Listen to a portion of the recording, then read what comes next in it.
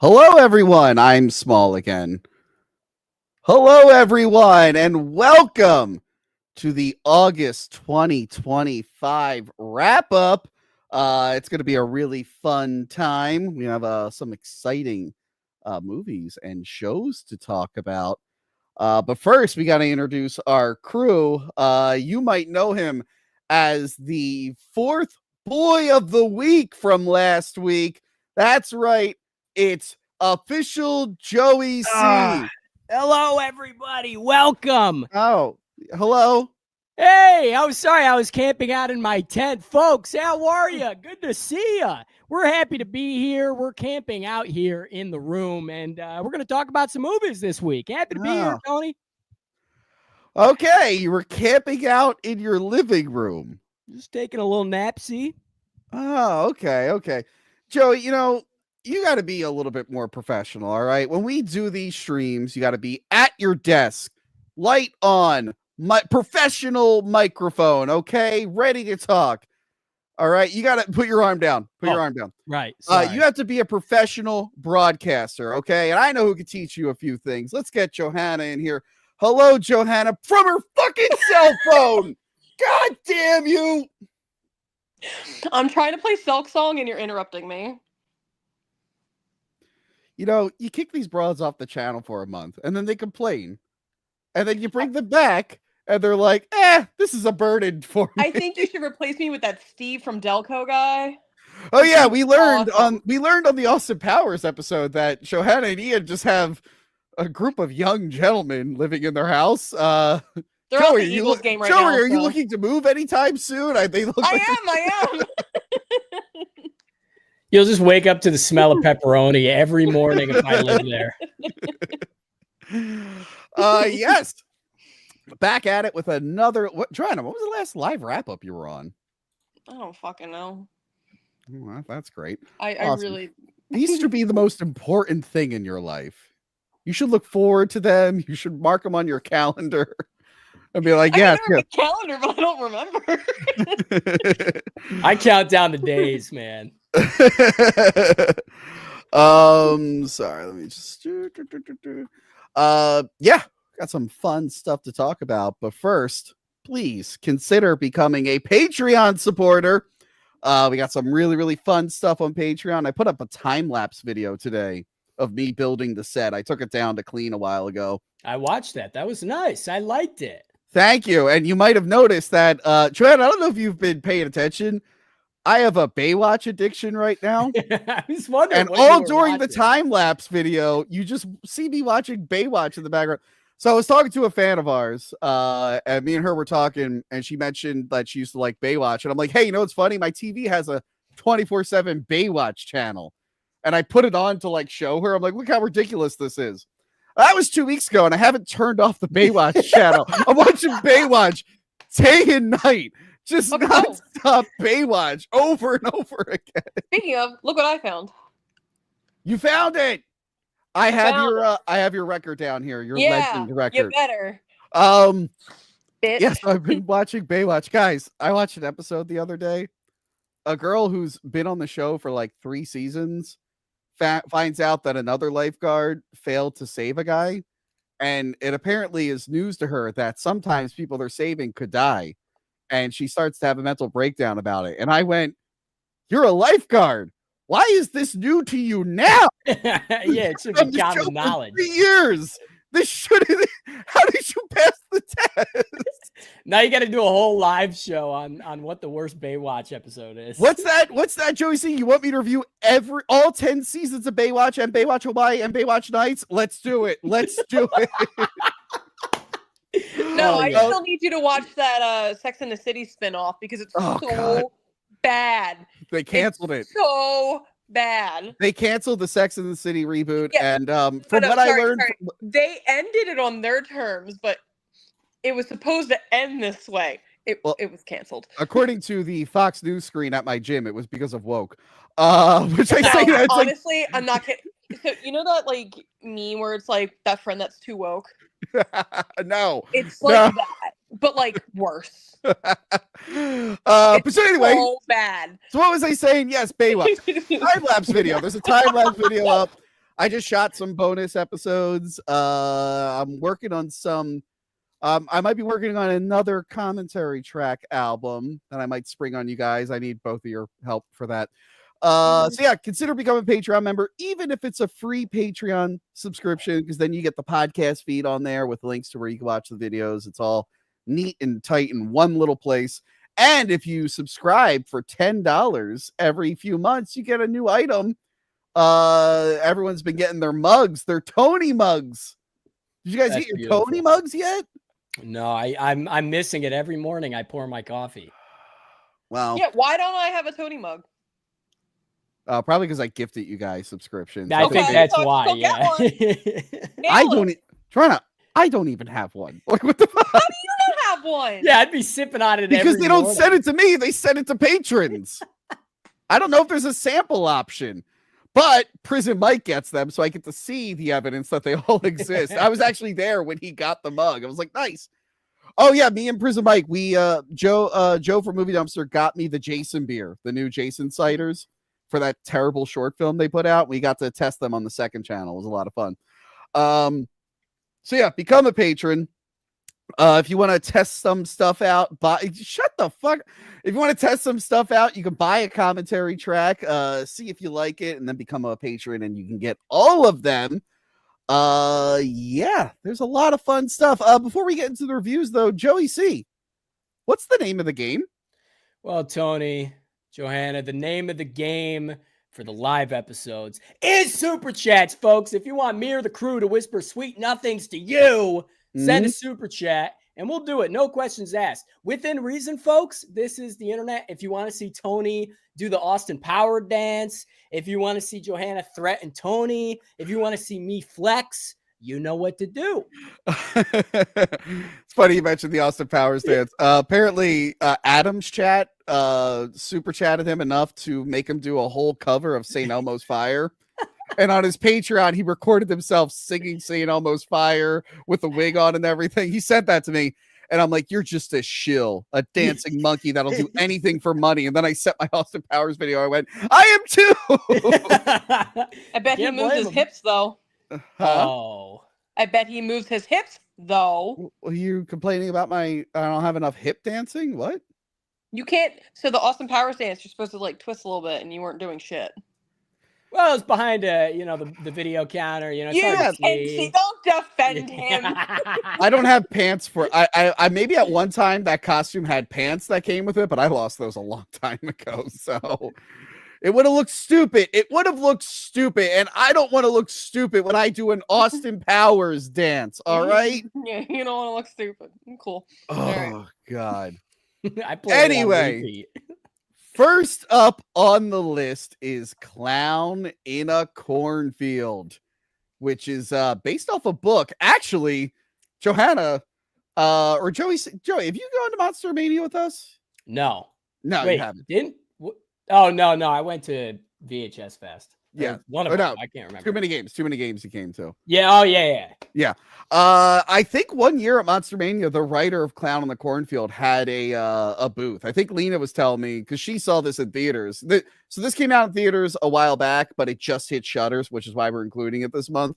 But yeah, we probably met the writer of Clown in the Cornfield and forgot. Had I known it got a movie deal, I would have talked to him a little bit more. So yeah, this is Clown in the Cornfield. Tells the story of a girl who moves to a new town who has a mascot called Friendo. Their town is all about corn farming. They're a corn town, big corn town. Friendo is like a local legend, and she ends up becoming friends with some kids who like to make horror films about Friendo the clown. One by one, they all start getting picked off by Friendo or Friendos. Are there multiple clowns in this cornfield? It stars a bunch of people I don't know, and Will Sasso from Mad TV and Chris Durant. Joey, what did you think of Clown in a Cornfield? Well, again, I go in blind into most of these like streaming movies that you send me, and I just love that the title says it all. It's all you need to know. And I didn't know it was a book. No. If I knew how to read, that would be pretty cool. It's not very original, but goddamn, this movie was great. The kills were bloody, fine and fun, if you will. I don't really give a shit, or I didn't give a shit per se about the father-daughter moving storyline or whatever. We all know what we're here for. Friendo's name just pissed me off. I was like, fuck you. This is some Terrifier bullshit. I'm just so glad Will Sasso was in it, because everybody knows him, of course, from the 1995 classic movie Ernest Goes to School. But besides that, now, Tony, my irrational fear of Cornfield. Yes, okay? Joey C. Joanna, did you know about this? Mm-mm. Joey C. Two things happened to Joey C. in his youth. He watched Jeepers Creepers 2. And on that day, it might have awoken something in him sexually. Because I don't know if you've watched Jeepers Creepers 2 recently, but there's a lot of shirtless young boys in it. And I wonder why. And he developed a fear of Cornfield. Uh-huh. I also watched Nightmare 2 on that. In one night he watched the gayest Freddy Krueger movie and the gayest Jeepers Creepers movie. This movie just did not make me feel good. I was on edge the whole fucking time. What if the clowns were shirtless? If the clowns were shirtless and had like sexy overalls, it'd be a totally different story. But I mean, like, the movie really gave me vibes of like an adult Goosebumps version of Welcome to Dead House, with like the town full of bad people. Spoiler alert, probably shouldn't have said that, but that's fine. This movie is probably made for like horror buff teens, I feel like. Yeah. That being said, though, I really fucking enjoyed it. I think it was worth the watch. This is, for the record, this was not a movie that I watched on double speed.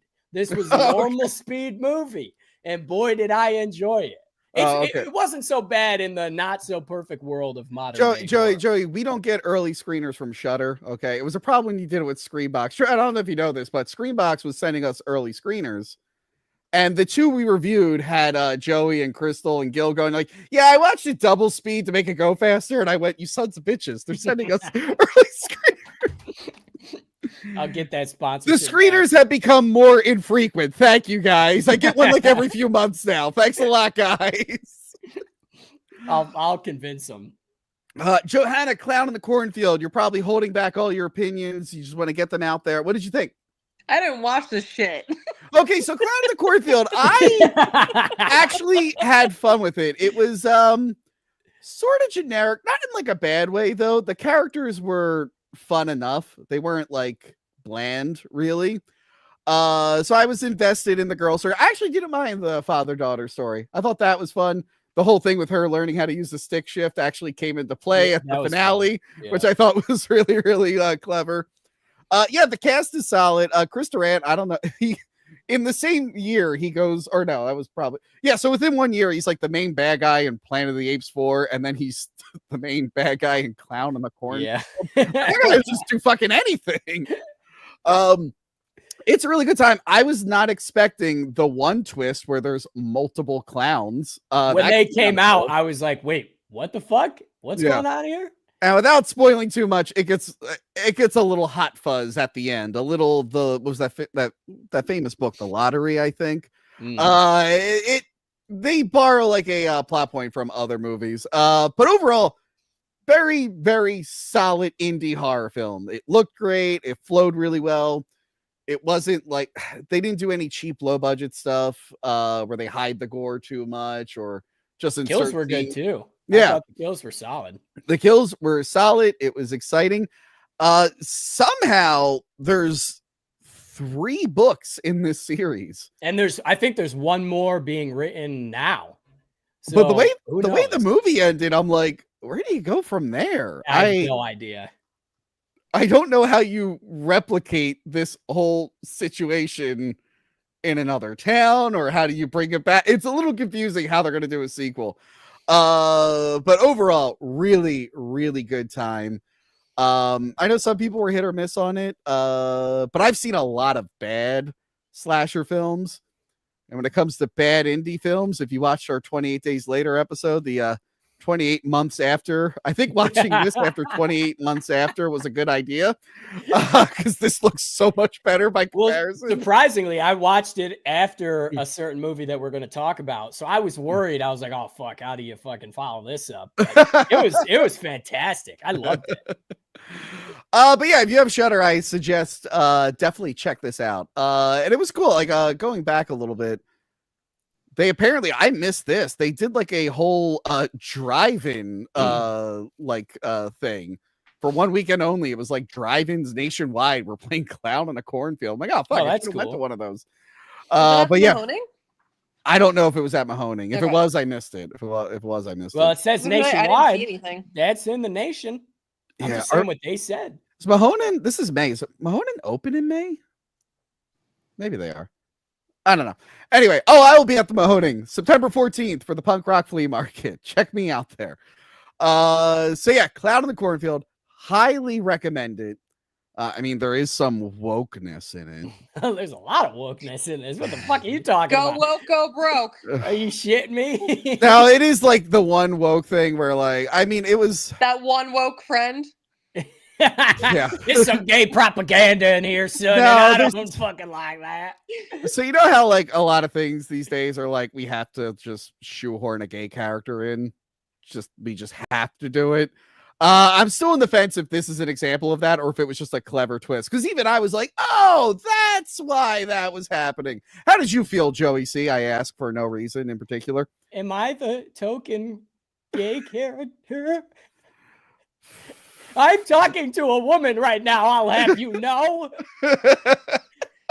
Good Lord. Was the gay thing out of left field or was it appropriate? No, you know what I fucking said? I said, finally! Woohoo!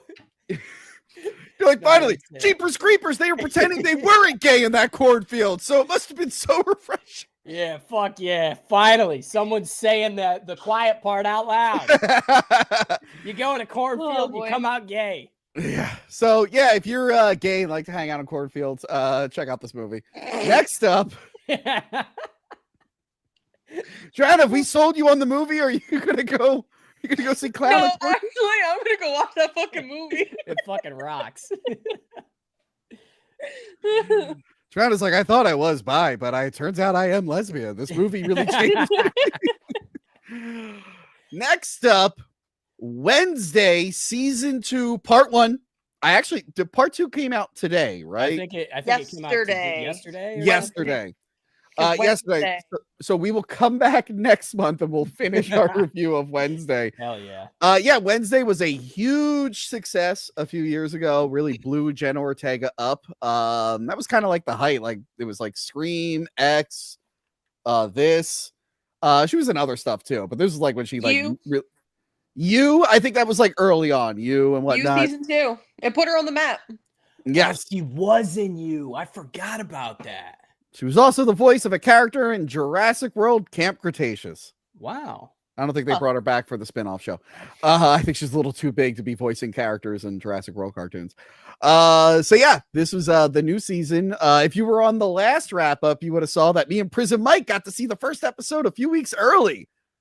It was a lot of fun. We got a Wednesday popcorn box. I didn't keep it. It was like a flimsy cardboard thing that was going to be all greasy and gross. I'm like, you know what? I'm just going to throw this away. We had a lot of fun at the premiere.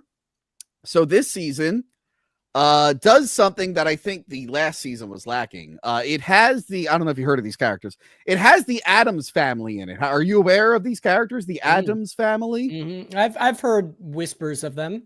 Okay, because look, I liked season 1 of Wednesday, but toward the end, I was like, without the family, Wednesday's just not super interesting to me. It really was just goth Harry Potter.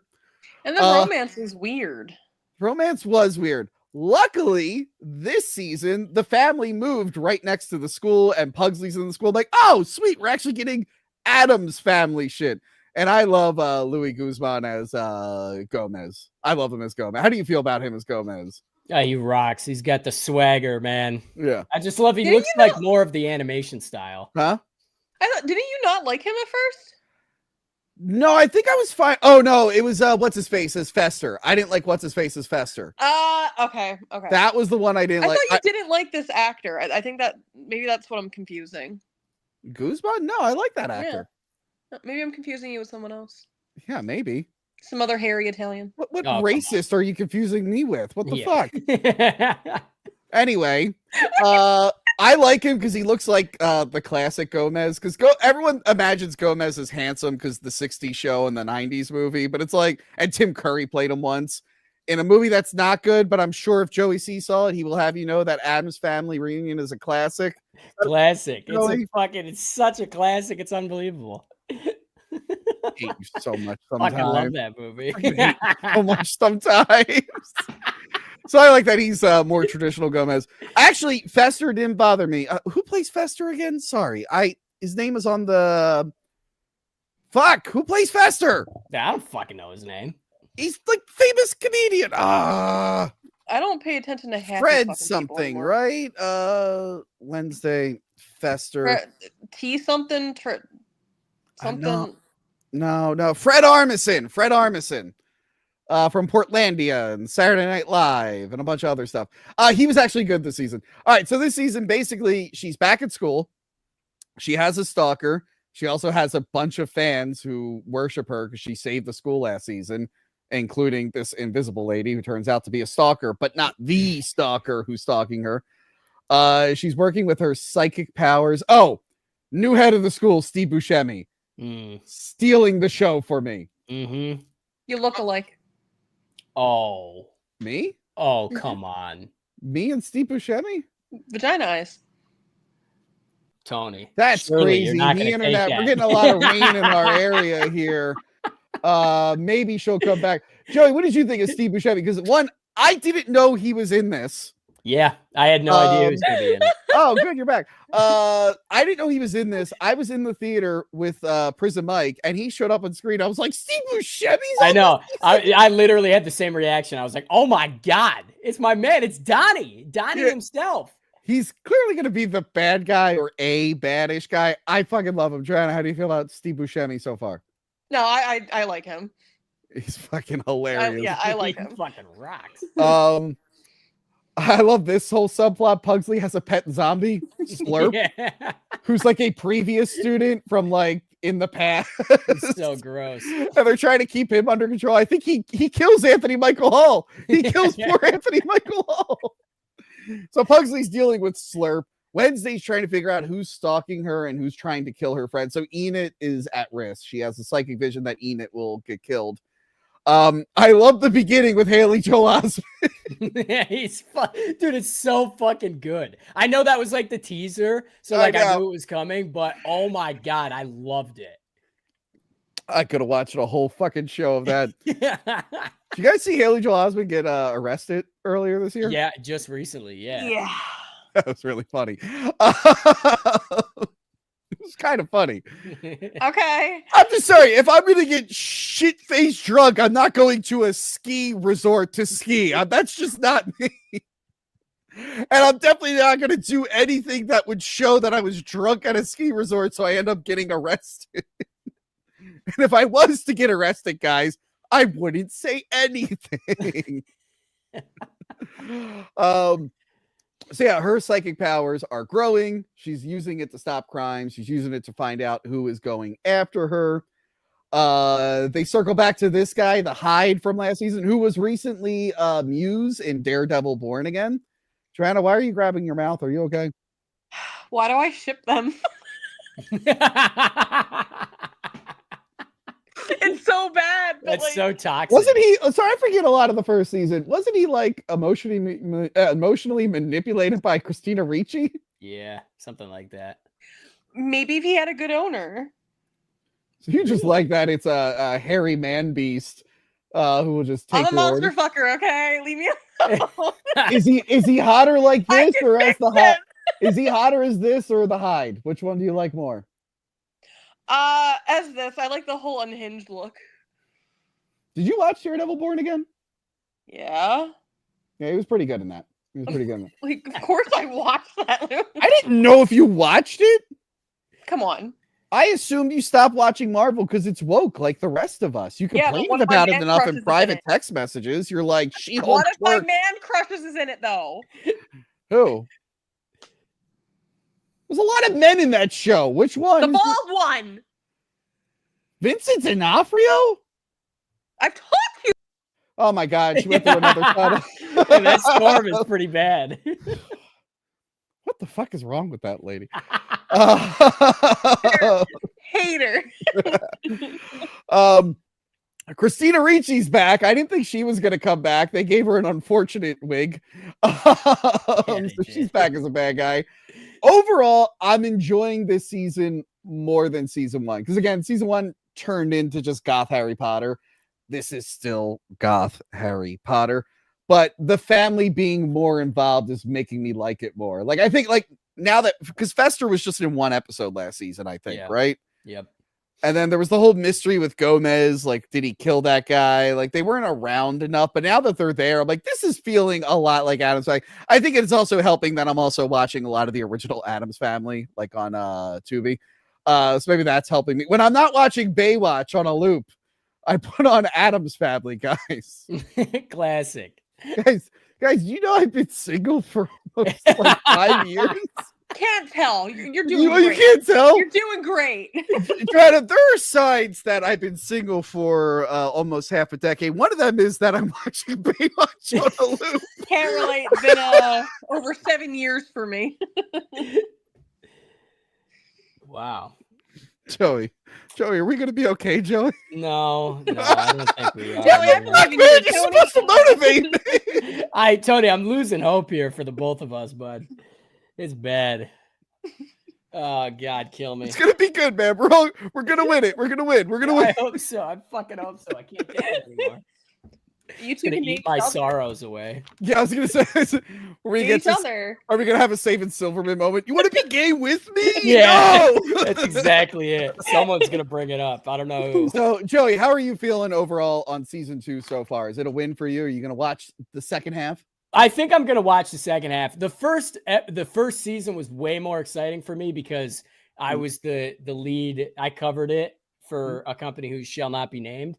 Yeah, because didn't they finally give you a cease and desist? They sent me a cease and desist. Yeah, I don't know how many times I had to warn you, but anyway, keep going. Yeah, we're not gonna fuck them, by the way.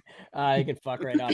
So it's an exciting time. You know, it was my first major, series that I covered. So when season 2 got announced, I'm like, oh my God, this is gonna be incredible. And like the first 2 episodes of season 2, I really wasn't that excited. Like I felt like there were too many new characters. There were like pacing issues, and I think it wasn't until like halfway through the second episode where I finally got on board. And that's probably because I started watching it at the same time as Twisted Metal. So my brain is in like 2 different fucking places. But yeah. Jen Ortega's, she fucking rocks with her deadpan delivery and shit. I do like that season 2 is like darker and bolder because I feel like but I feel like not everybody likes that compared to like the first season had a good balance of humor and horror. There's a little bit of that, but I feel like it's a lot darker now. Yeah. So I don't know. And Tim Burton's style shines through so much. It fucking rocks. Yeah, I gotta watch. I forgot Lady Gaga's coming to ruin the show with her act. I mean, maybe she'll be playing a character who's supposed to not have any facial expressions because she can't move her face. I learned when I was watching Joker 2 in IMAX. I'm like, why would they cast a woman who can't move her face? Joanna, how do you feel about the season so far? Yeah, no, I like it. I definitely want to watch the new half. But I also found out, Matt Hardy? The wrestler? Yeah. Mm-hmm. Yeah. His wife, Rebby? Yeah. Yeah. They have a daughter. And he has a lot of kids. No, number one, his daughter's popular online because she's known as Gothic Baby. Okay. She's going to be in season 3 as Baby Wednesday. Really? Oh, they're doing a little flashback. They're doing. Wow. Okay. I guess they're already doing a season 3. I was just going to say this is news to me. Yeah, she put up a. I think it's on Instagram and TikTok, whatever. She does like a behind the scenes thing because she's on set like multiple times and she's been posting about it. Okay. And if you freeze at the one part where she does like when she looks through the scope thing, if you freeze it, it says Gothic Baby in season 3. So yeah. Oh yeah, those NDAs she signed really are fucking working overtime. I think she was allowed to do it personally, but here's one problem I have with the show. So they introduce a grandmother, but that doesn't look like grandmama. They call her grandmama, but that doesn't look like grandmama. But Al, you're a Super Addams Family fan like me. You'll know that grandmama goes back and forth in Addams Family being either Gomez or Morticia's mom. So it's possible that this grandma we're meeting is Granny Frump, which would make sense because I think it's Morticia's mother. So maybe we'll actually get the real grandmother. I'm hoping that's not the real grandmother because she looks fucking nothing like her and everyone else is pretty spot on. But if she's Granny Frump, then I'll be totally fine with it. I don't think you guys care about it as much as I do. I don't think you're invested in the Addams Family lore like me, you fucking posers. Well, you know, the GIF movement is a big now, so I feel like that's kind of what they're going after. Hey, the original Granny Frump was the Wicked Witch from Wizard of Oz. That's not gilfy enough for you? Nah, it's a little too gilfy, I think. I think we'll swipe left on that one, man. And Johanna is showing off her cat. Hold on. He's loving on me. Look. Get it out of the way. There he is. Hello, kitty. There he is. Nice baby. We're supposed to be professional here, guys. Baby. I'm sorry my son loves me. I'm sorry. We're at 69 thousand subscribers. Thank you very much. We need to start acting a little bit more professional here. Everybody look at my fucking cat. Yeah. I'm very professional, Tony. I always keep it profesh. Okay, so let me get rid of this. Speaking of Twisted Metal, quick aside. Next week, me and Joey C will come back with a review of Twisted Metal Season 2. I just finished it today. Yeah. And I am fucking pumped. I loved it. So yeah, I'm excited to see it. Come on. He's loving on me. I'm not doing anything. What? He's doing it. Kitty, we're recording right now. Get out of here. Carson. Real quick, Johanna. What? Remember you were complaining about that Sex and the City reboot coming back and sucking? I'm already triggered. Okay. They brought back another show that we love. King of the Hill is back, baby. And I've actually kind of spoiled this in previous episodes. I was real invested in a King of the Hill reboot. I've watched the whole series a number of times. But a few years ago, like around lockdown and whatnot, I watched it again. And me and someone at the time were like thinking, like, what if they brought this back? Like, what would you do? And I actually had a lot of fun thinking about it. So when they announced that they were doing a reboot, I went, oh my God, this is actually one of the few TV revivals that I'm on board for, that I'm actually excited for. Not like when they brought X-Files back and I went, this is probably going to suck. And then it sucked. Minus 2 episodes. See, I was scared. For King of the Hill? Yeah, okay, well, I don't trust any of these reboots, but like I was on board at first until the actor who played Dale died, who was Johnny Hardwick. And as soon as I heard he died and he didn't finish his audio recordings, I went, cancel the show. Cancel the show right now. You don't have a show without Dale. It's done. It's over. But no, they went through with it anyway. And I also was getting nervous, Johanna. After that, when I was like, why would they why would they still do this? I watched it earlier this month. I fucking loved it, minus 2 things. Joey, were you a big King of the Hill fan? I've watched it occasionally on some magic cookies, but other than that, no. Did you watch any of this reboot? I did. Boy, did I. How did you feel as someone who's not really a hardcore fan? Did it work for you? No, I think it did. I think it's a rare instance where like a TV revival is done pretty good. It feels like the original series without trying too hard. Yeah. Honestly, it doesn't feel like there was an 18-year gap or whatever between the original series and this. The change in voice actors is very obvious, especially with Dale. Yeah. But it's good. I'll probably finish it. I think it's a really great revival. I mean, and it's actually easy to do because like the whole thing with Hank Hill's a fascinating character to me. And I know he's like a cartoon character, but like anyone who doesn't really watch the show thinks he's like this boring white trash dude or whatever. But when you actually watch the show and learn about his backstory, it's like his dad was fucking awful. And he had a horrible childhood. So like he wants to do something right for his son and be the dad he never had. But then he got a weird ass son. So it's like he's trying to be the most sane person in his insane world. It's like my dad. Yeah. And then you would really like the show. So yeah, and then like it was all him trying to adjust with the times in the 90s. So to bring him back now when everything's even more ridiculous, like this is the perfect time to bring back Hank Hill. And the one that killed me early on is when he tries to use the bathroom and he comes back to Peggy and goes, "Are we all gender?" Like he's totally confused by everything. Johanna, how did you feel about the revival? I absolutely fucking love it. Literally the only thing missing from it is like the original art style, but obviously they can't use the original art style. It wasn't even that bad. Like it could have looked a lot worse. I thought the art was fine. Well, no, it doesn't exist anymore. So like I understand why it looks like this now. So like that's the only complaint, I guess. Yeah. It's not even a complaint. It's just like I understand. But yeah, no, and how they actually like worked in the whole how they went away and came back to the new stuff, whatever. Fucking perfect. It's so good. So of course the internet grifters jumped on this image pretty early on and said it was woke of the hill, king of the woke, whatever. I forget, this is I think this guy's voiced by Keith David. I forget if he was in the original series, but Hank and Peggy went to Saudi Arabia after he left Strickland Propane, or Strickland Propane closed down. He went to Saudi Arabia, lived in a community there, and worked on their propane all over their city for a few years before COVID. He's been gone for a few years. They leased their house out to this guy. He then moves down the street when they come back. So they're back, and it's a good way to like reintroduce everyone. Like, okay, he's been away for us, it's been like 18 years. But for them, it's been like 5 years. So let's come back. Let's see how everyone's doing. Bill took it the hardest. Bill is like on my 600-pound life. He's just ordering everything. He got to the end of Netflix. He's like, I got to the end of Netflix. I'm like, what show? He's like, no, Netflix. I got to the end of it. And he's like, when you get to the end, they send you a wellness check.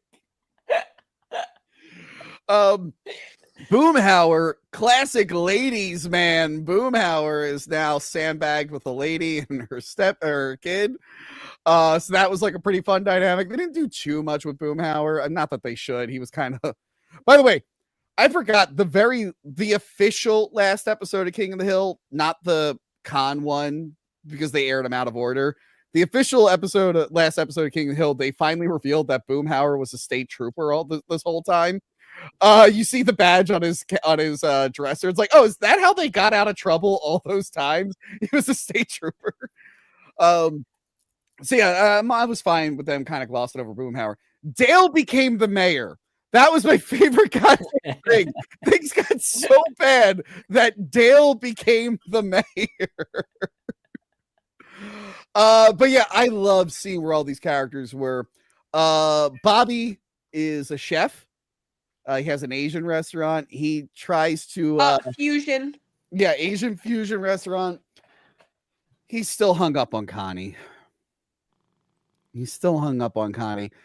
And Bobby ends up hooking up with. He should have stayed with that girl. I'm sorry. Am I in the minority? He stayed with that girl. Yep. The one episode, I don't want to spoil it, but when she does what she does, yeah, is the funniest fucking thing I've seen on this show. And Bobby doesn't want to date her after that. I'm like, Bobby, she's perfect.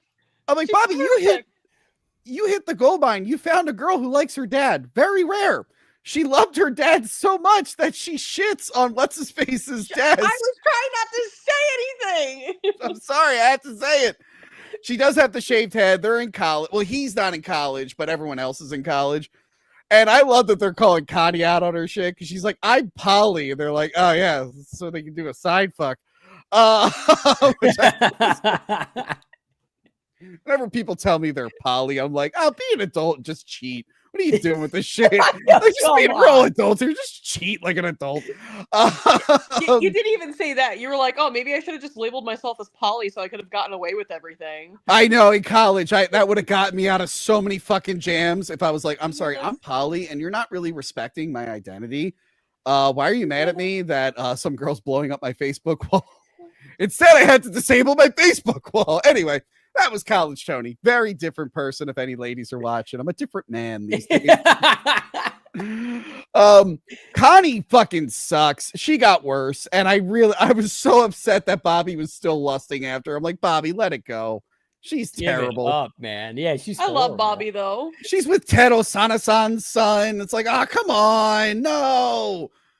But yeah, I love that she's in the whole poly thing, but then she gets like jealous that Bobby finds a girl. I'm like, oh, because he's on standby. I see how it is. It was weird hearing cursing in this because they're on Hulu. Super weird. Did that throw you off, Johanna? Like the cursing? It just because I'm not used to hearing it in King of the Hill. So the one from Peggy had me on the floor. Which one did she say? Yeah, which one was that? Fuck. She did say fuck. Yes. Okay, I missed that. I'm actually looking for an excuse to rewatch it. I was on the floor. Another John Redcorn died. Both actors who played John Redcorn died. This one died like right before the show.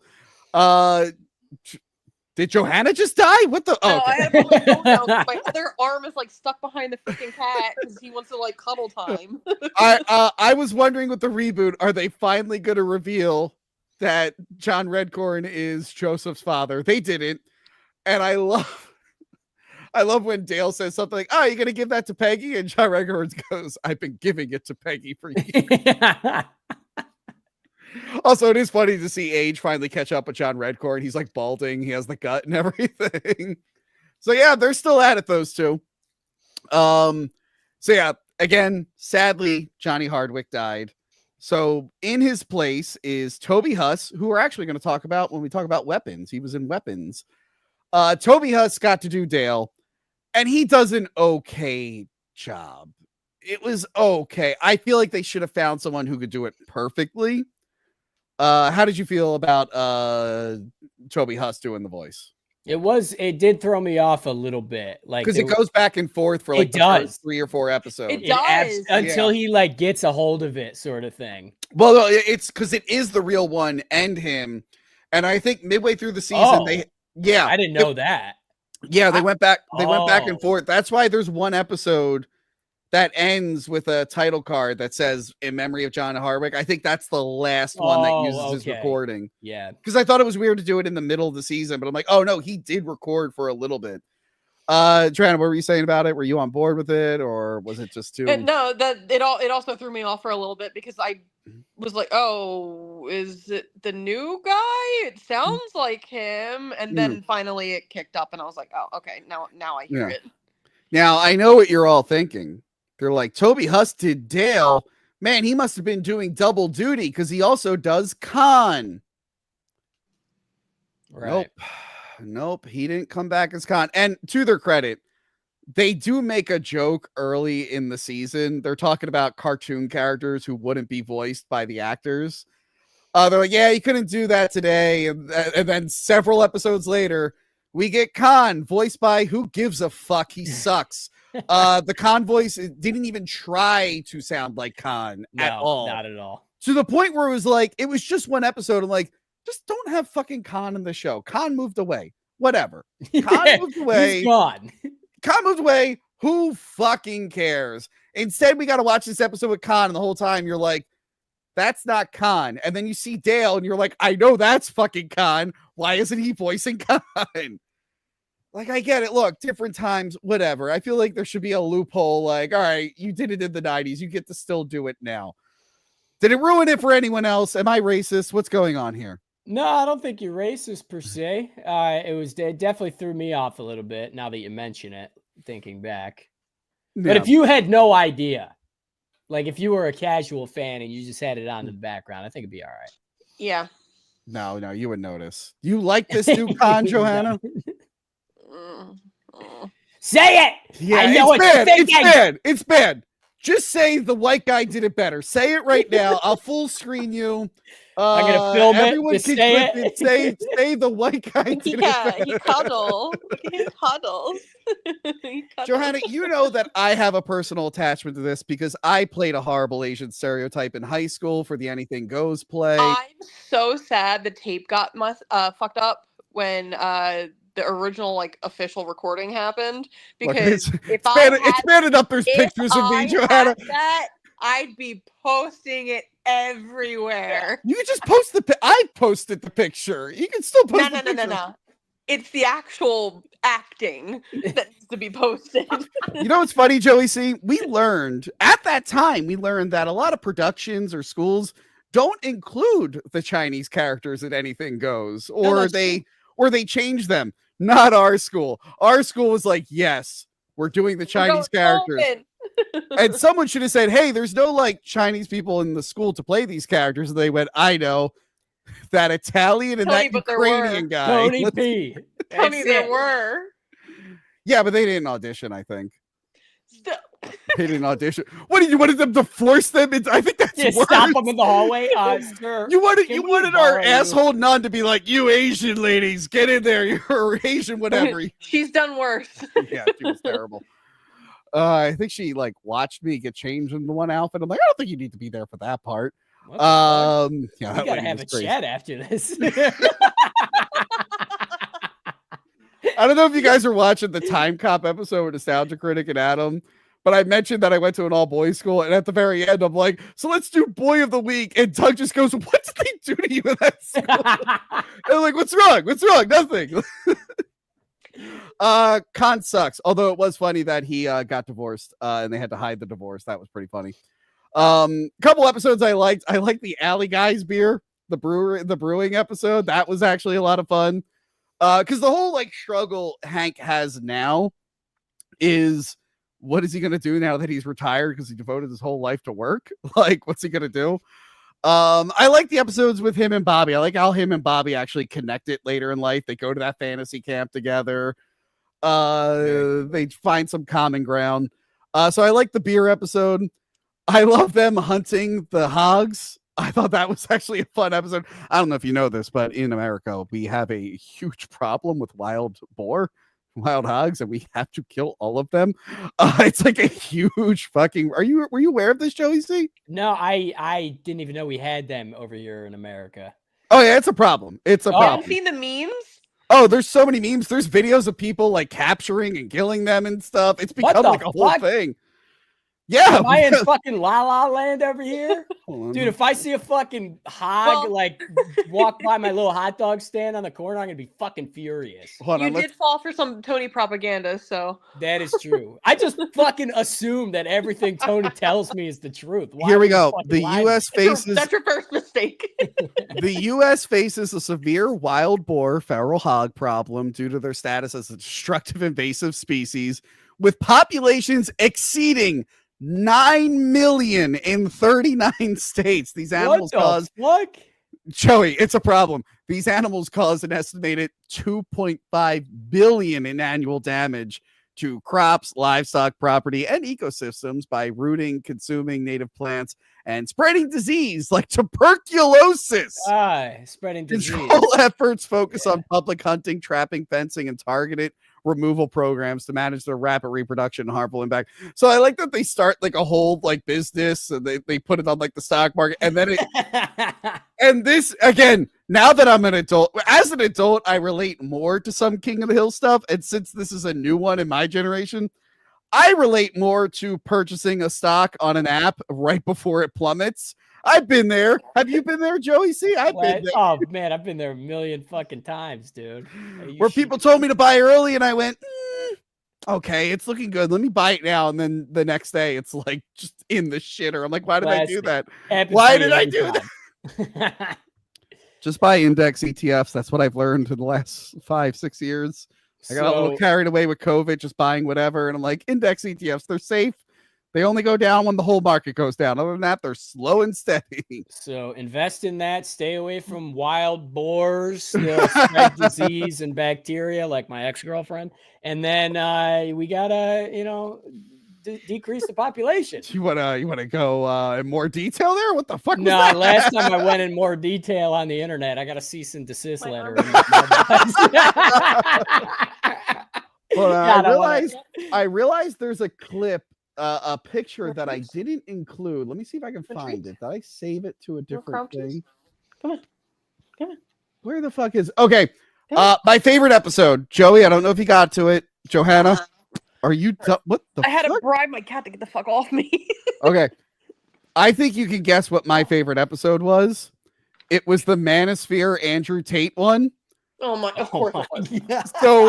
So good, Hank. So one of my favorite things is we do catch up with some characters, and I was like, oh, are they going to bring up both of Hank's brothers? So we get the Korean Hank. I forgot what his name was on a Zoom call, and they're like getting like Cotton's estate or whatever, and we get good Hank, who is Cotton's much younger son from a much younger wife. Good Hank is now 18 years old. He's going through what we're all going through, Joey C. Male loneliness. It's an epidemic. We have to stop it. The men are being erased because of women like Johanna. And they need there's these young men that look for strong, masculine role models. And I know, Joey C., we get DM'd by them all the time saying, how can you make us more manly?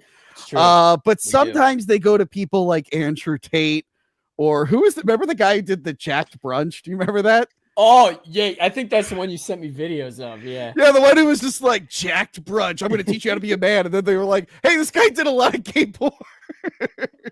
Was that the same guy? That's the same guy that did like the thing on the beach where they all started crying and shit like that or something. Oh, no, that was a different thing. All right. So there's a lot of these like man retreat programs that'll teach you to be masculine. And I love that Hank is unaware of it. So he doesn't know how cringe it is. But then he gets there and they're all like disrespecting women. He's like, well, hang on one second. Because he's like Hank is the only guy who has a good relationship with a woman out of all of them.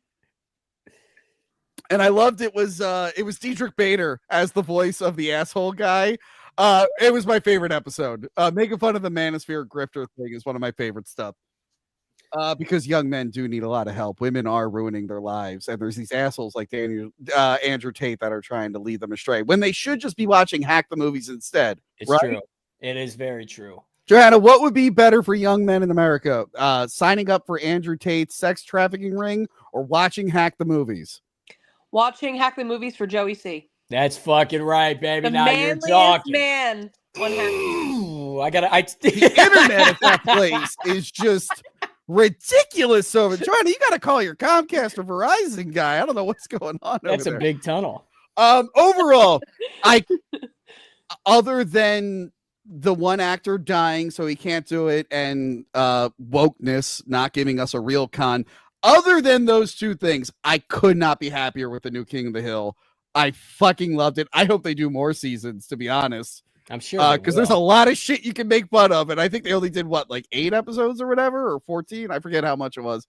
But they could go harder. I want to see more. I want to see more of this, and I think we're all on board with it.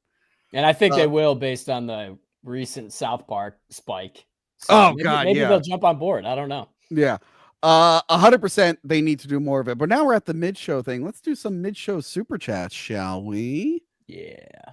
Give me a super chat. Husey Entertainment for $2 Looney Tunes dollars, some communist dollars. So far, I'm really not enjoying the show. Oh, man. Yeah, because the last time he came on, he said like 4 slurs and we had to get rid of them. And then I went on his channel afterwards. And he clipped me. They did a whole Christopher Nolan stream. What's his best stuff? And then I called in right at the Dark Knight Rises part. I wore the Batman mask and the Bane mask, and I just yelled at everyone on the panel for not loving it in the Bane and Batman voice. And then he clipped it. He clipped that part, but he included stop licking. Are you done? Okay. No, I'm done now. Okay. He clipped that part, but he left like 10 minutes of lead in before I show up. I'm like, why would you leave that in the stupid fucking thing, you idiot? Yeah, anyway. Some people aren't professionals. And thanks for the money. Me and him did an episode of Shmuel Buckman's show. And I know what you two are thinking. You got on Shmuel Buckman's show? I did get on Shmuel Buckman's show. Who? Whoa, Joey, this lady not knowing Shmuel, am I right? What a loser. Unbelievable. Lucha Steve for $2. Obscurus Lupa is already reviewing all of Baywatch. I don't give a fuck what Obscurus Lupa is doing. Who? Who? Obscurus Lupa was one of the. I actually used to watch some of her stuff back in the day. She was one of the many Channel Awesome people who tried to cancel Doug Walker and everything. Which everyone took seriously at the time, but then 5 years later, they're looking back on it and they're like, "Oh, just a lot of people complaining about bullshit." And I obviously I'm anti Obscurus Lupa because Doug's been on my show. Yeah, I don't watch any of these people. Sorry, it's fine. It turns out when they all made the jump from Blip to YouTube, a lot of people stopped watching them. Dude abides for member for 17 months. Whoa! Just found out they made a new Leprechaun movie. Not officially. I think you're talking about Leprechaun Revenge, which is a short film made by the Terrifier people. And the director of the movie, Stream, who you might be seeing on this channel at some point, but I don't want to officially announce it because we haven't shot it yet. As a proof of concept, they got the guy who played Leprechaun in the last official Leprechaun movie. Not Hornswoggle, you mean? Come on now. No, not Hornswoggle, the other guy.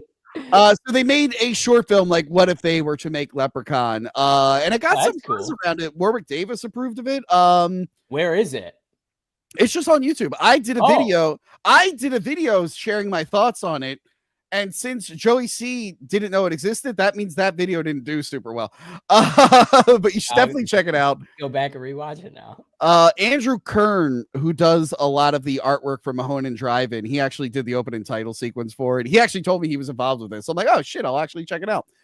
Pyco Jet Black, who still has not fixed his name, for $5. Tony's bright light is making him look like a grand wizard. I'm starting to get worried. Panel, help him with getting a woman. # Tony needs to get laid. Now, Joanna, I don't play a lot of World of Warcraft, and I didn't watch Game of Thrones. What is or Harry Potter? Was that something in the later Harry Potter movies or books? Do you know what that is? I'm not a nerd. I just assume it's somebody very manly, very handsome, very successful on the dating apps. Oh, okay. Right. I should put that in my profile? Yes. I dare you. Okay, Yes. hold on. Okay, I dare you. let me pull up OkCupid. You'll I get have been all the women with it. I have been called a grand wizard. Okay, I just added it. Your account has been suspended for breaking terms of what the fuck? Oh, well. I'm sure that was related to something else. Yeah. Anyway, so I've been known for having my account suspended for breaking terms of service. Castle versus the Pod Monster, rest in peace. If you don't get that fixed in the next month, I'm hitting appeal. And if something happens, something happens. Okay, I'll look into it. We might be neighbors soon, so I think that would be a good time to bring it back. Homely for $6.65. Homely $6.65 for $5. Long-time viewer, first time super chatter. What the hell? You should have been super chatting all the time. All communicate. Homely $6.65. You should only communicate with me through super chats going forward. Just sharing some love to my favorite reviewers. Fuck, I shouldn't have been that mean to him. I should have read the whole thing before I decided to be mean to him. And wait, what? Hold on. Now I should be mean to him. What the fuck is this? Sharing some love to my favorite reviewers and Tony. I really got to start reading these things before I say them out loud. Seriously, love the channel, Tony. I don't think that was supposed to be sarcasm, though. I think that was supposed to be like just sending love to my favorite reviewers and Tony. Oh. I think we're separating you from the other reviewers. Real quick, Johanna, there's a super chat about to come up. But neither me or Joey can read it because it's from our treacherous former fan, Rob K, who during Boys Month said that he liked Kaylee's show more than mine. And I fought to win him over. I said I keep a picture of him on my desk behind my desk saying do it for Rob K. And he chose Kaylee over us, which is why I made him beta of the week a few weeks ago. And so I can't read it because I've disavowed Rob K. Joey can't read it as a former boy of the week. So you're going to have to read it because you're kind of a woman and he prefers feminine stuff. So here we go.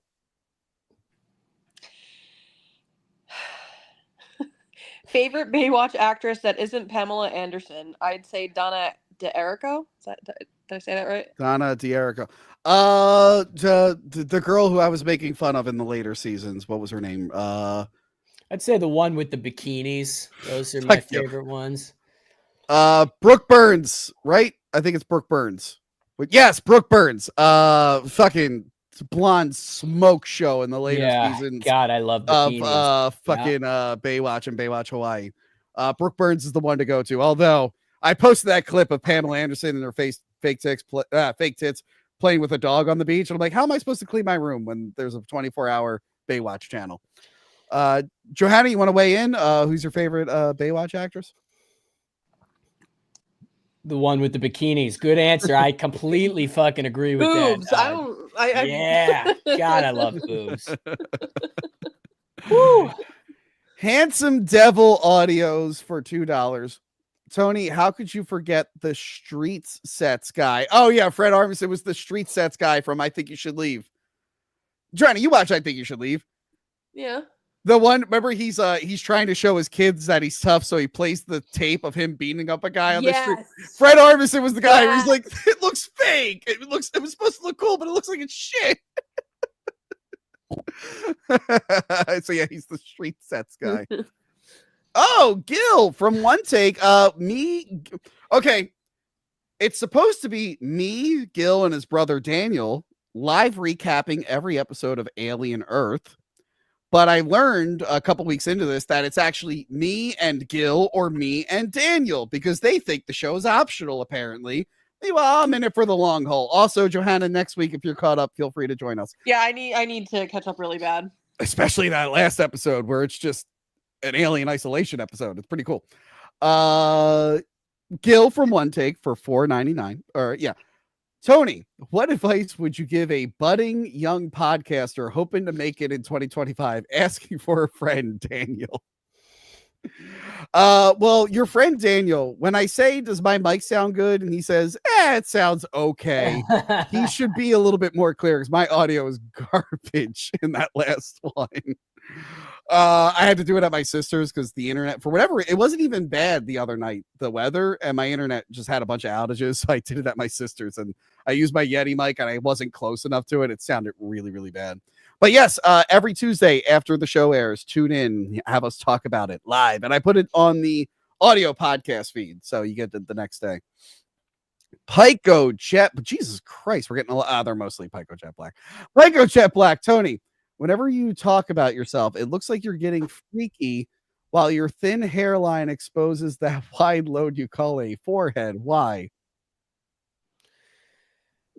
Oh my fucking God. Oh my God.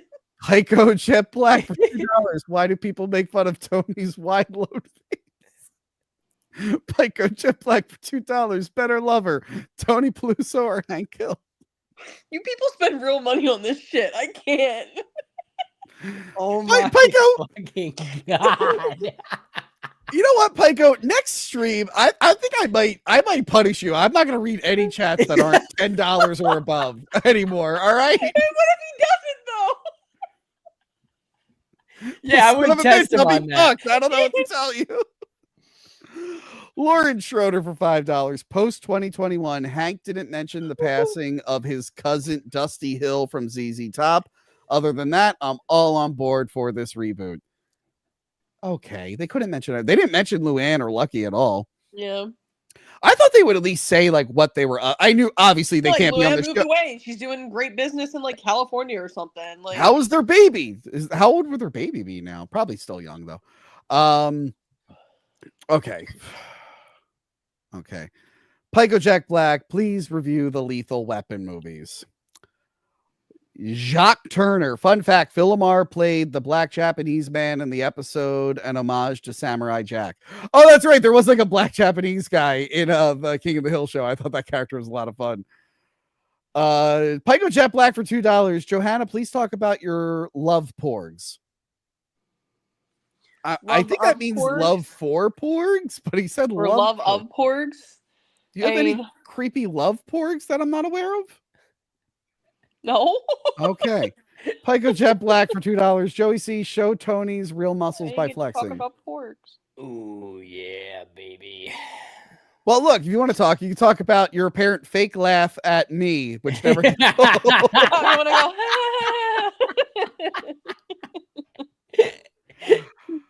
All right, that's enough super chats for now. You fucking prick. Classic.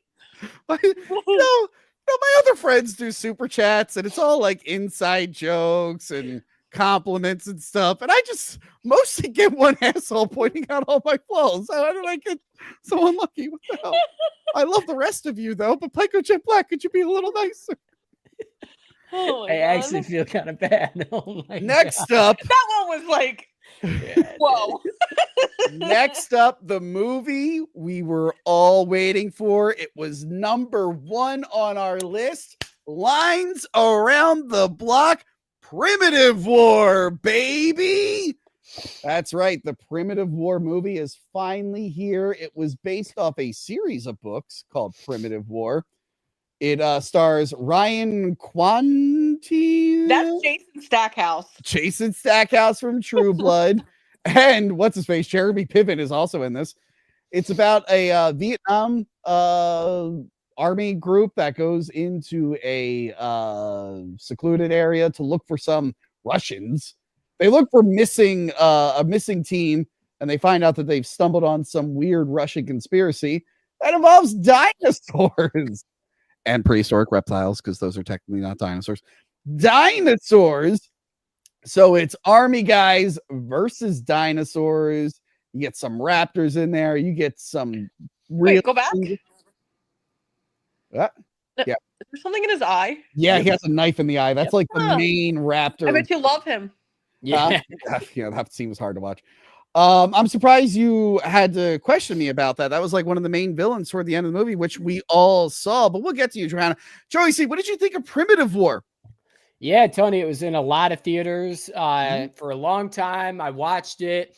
The dinosaurs were very cool. One of the dinosaurs had an eye injury that I didn't like, but there was a lot of fire in the movie, and it was really cool because like multiple dinosaurs were yelling. They were yelling in the movie, and it really scared me. And then there were soldiers who were going through a field, but they were fighting off the ticks, but really they were fighting off giant flying dinosaurs. And then, oh my God, there was an Asian guy who was really scared because the dinosaurs had a flashlight, and they said, hey, you're coming with me. And the Asian guy was like, whoa, no, I'm not. And then we went to your Patreon to find out what happened. Joey, if I didn't know any better, I'd say that you didn't watch the movie. You're trying to improvise based off the slides that I'm showing.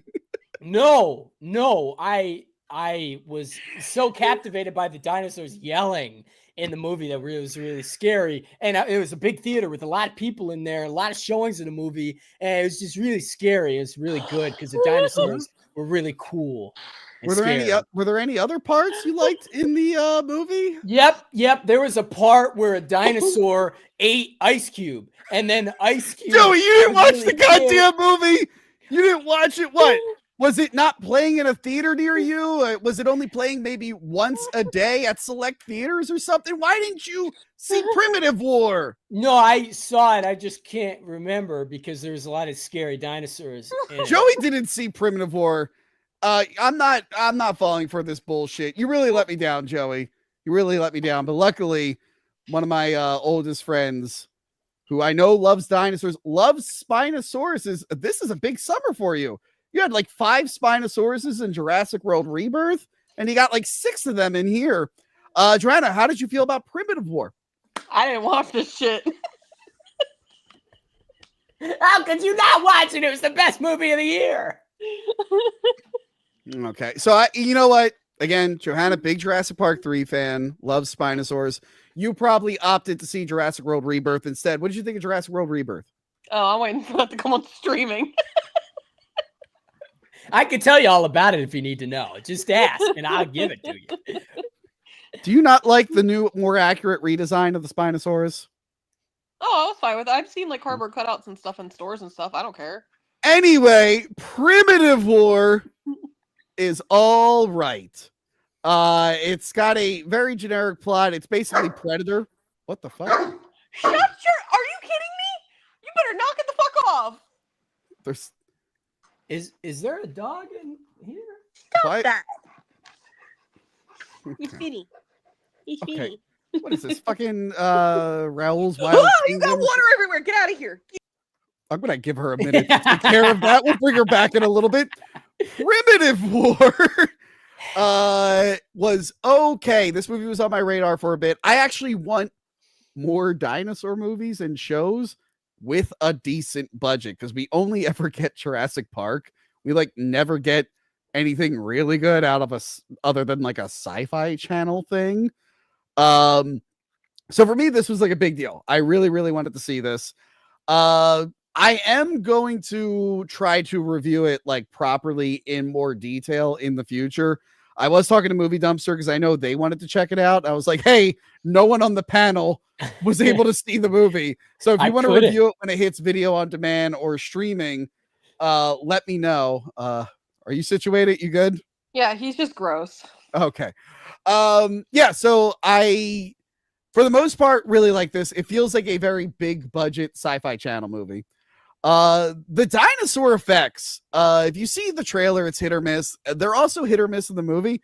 Surprisingly, all the effects early on are pretty miss. Even though they're in the dark and everything, they look pretty bad. And I went, oh no.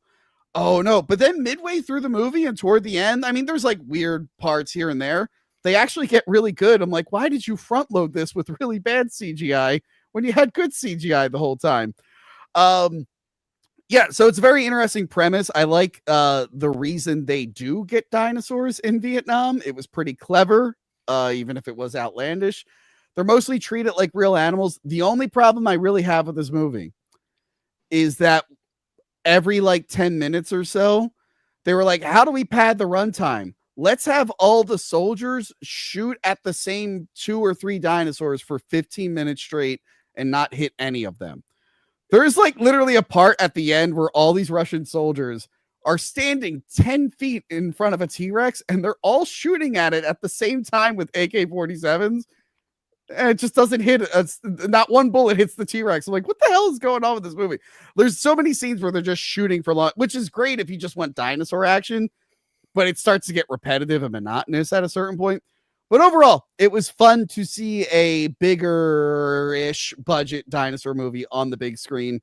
The dinosaur action that isn't repetitive is really good. And it's bloody and gory as hell. So if you ever watched a Jurassic Park movie and you were like, I really wish I could see a raptor rip a guy's fucking head off, you get it here. These Quetzalcoatlus, whatever they're called, these things, we got to see him in both new Jurassic Park movies. The newest one, the Dominion and Attack the Plane. The newest Jurassic Park movie, we got to see one of these bad boys swallow a guy whole. This one, they fucking pierce a hole through a guy's fucking chest. It was so fucking cool. But yeah, it was a good time. The only thing that really bothers me is that they play what's that song, Fortunate Son? The most Credence. Yeah, the most stereotypical Vietnam song. Ever. They made fun of it in Family Guy. It's like I wasn't prepared for how much we'd have to listen to that song. But they play it like legitimately. Like, you have to know this is cliche at this point. Don't use this fucking song. I thought the same thing when I saw it. You did not see it. You did not see it. What did you think about the one character, Whistling Pete? Yeah, he was a really good whistler, and so there's it no had fucking character named Whistling Pete. I made that up. You didn't let me finish. What I was saying was it would be really scary and good for the plot if this guy whistled and it attracted the dinosaurs. It was actually a deleted scene. I saw it on IMDb, but you didn't see that because I did the research. But it wasn't in the movie. And I agree with what you're saying. There was never a guy named Whistling Pete. You know? I will say it was a decent Fathom event. They did like a whole behind the scenes thing after the credits. The guy from True Blood is good in it. Yeah, I just think it could have been shorter. It probably is a short movie. I just think it was like a little loose on plot, which is why they were like 10 minutes of shooting. And it's like, let's do something else. But yeah, I urge everyone to see it when it is on video on demand and streaming, and hopefully I can come back and do like a more detailed review of it. But overall, first impression, it's fine. It's fine and fun, as they say. Johanna, this year was a big anniversary for War of the Worlds, which we reviewed. Some people say it's Spielberg at his best. We didn't, but some people said it, and they put that on the DVD. We learned. By the way, that's why the episode is called that. We were looking at the DVD. We're like, Spielberg at his best. What the fuck? All these other movies, but apparently this is the one. Yeah, great choice. Like Jurassic Park, Joel, Schindler's List, Saving Private Ryan. Bullshit. War of the Worlds. Spielberg at his best. Also, we learned in that episode that that's one of 2 Tom Cruise movies you like. It's apparently War of the Worlds and Legend. Yep. Oh my God. So yeah, big year for War of the Worlds, 20th anniversary. You'd think because it was the 20th anniversary, they'd be hyping up the release of a remake. Instead, we found out like a week before it aired that Amazon made their own War of the Worlds remake starring Ice Cube and Eva Longoria and Andrea, what's her face? Andrea Savage for 5 seconds.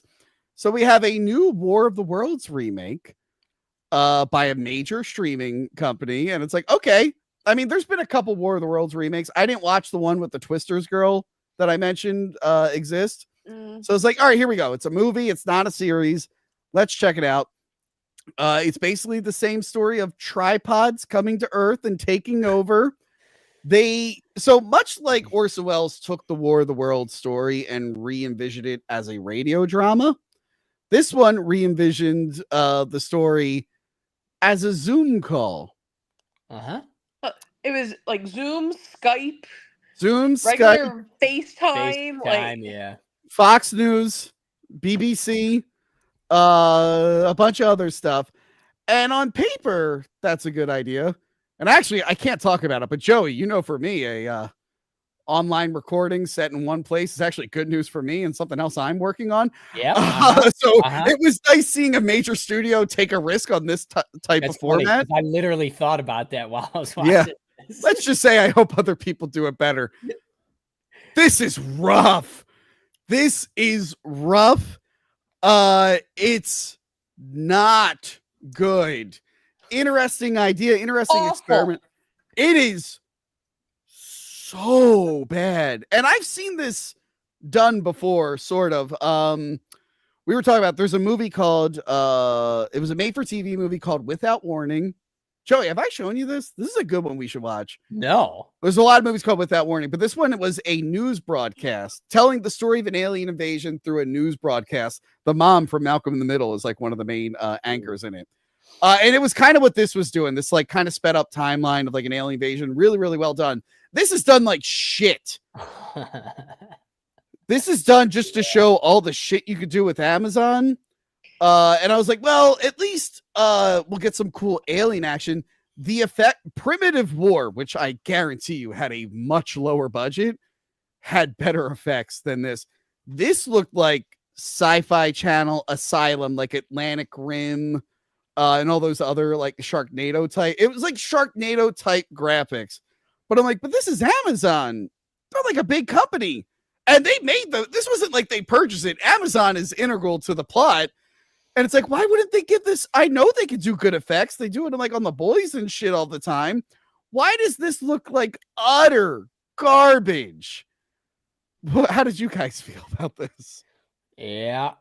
You know, anytime I see a movie in this like webcam style, there was the Paranormal Activity one. There was that Friend Request one. Which Friend Request was actually pretty good. Host was good. Host was pretty good. Yes, the one that was made during lockdown, that was good. And there's a few like VHS movies with this premise. So whenever I see those, again, my expectations aren't high. When I found out that this War of the Worlds was one, I was like, what the fuck is this? So I'm watching it. And then I'm barely paying attention. And then the fucking scene where he orders like the flash drive or the memory card, or it's the flash drive, online, and it's like clicking through and doing the thing. So his son-in-law can authorize a Amazon drone delivery thing to deliver to him, but you had to purchase it on Amazon first. I literally wanted to fucking shoot myself. Is the whole goddamn thing's just a vehicle for Amazon, and the ending was fucking stupid. Okay. There's like one scene that you're like, oh shit, that kind of sucks. Everything else, I don't know if it'll make you as angry as me, but I wanted to shut it off so bad, but I didn't because I finished it because I watch every movie that Tony tells me to every single time. Like Primitive War? Yeah, exactly. With Whistling Dixie or whatever his name was. So this movie fucking pissed me off. All right, go watch the friend request and the Paranormal Activity webcam video before you watch this one. This one fucking sucked. So Johanna, Ice Cube or Tom Cruise? Which one was more engaging for you? Tom Cruise. How do you feel about this one? Because we just watched the other one. So how does it feel to watch this afterwards? So just like what Joey say, I actually did turn it off at one point, and I was about to be like, "Fuck this." It was when the boyfriend, husband, whatever the fuck he was taping the girl up.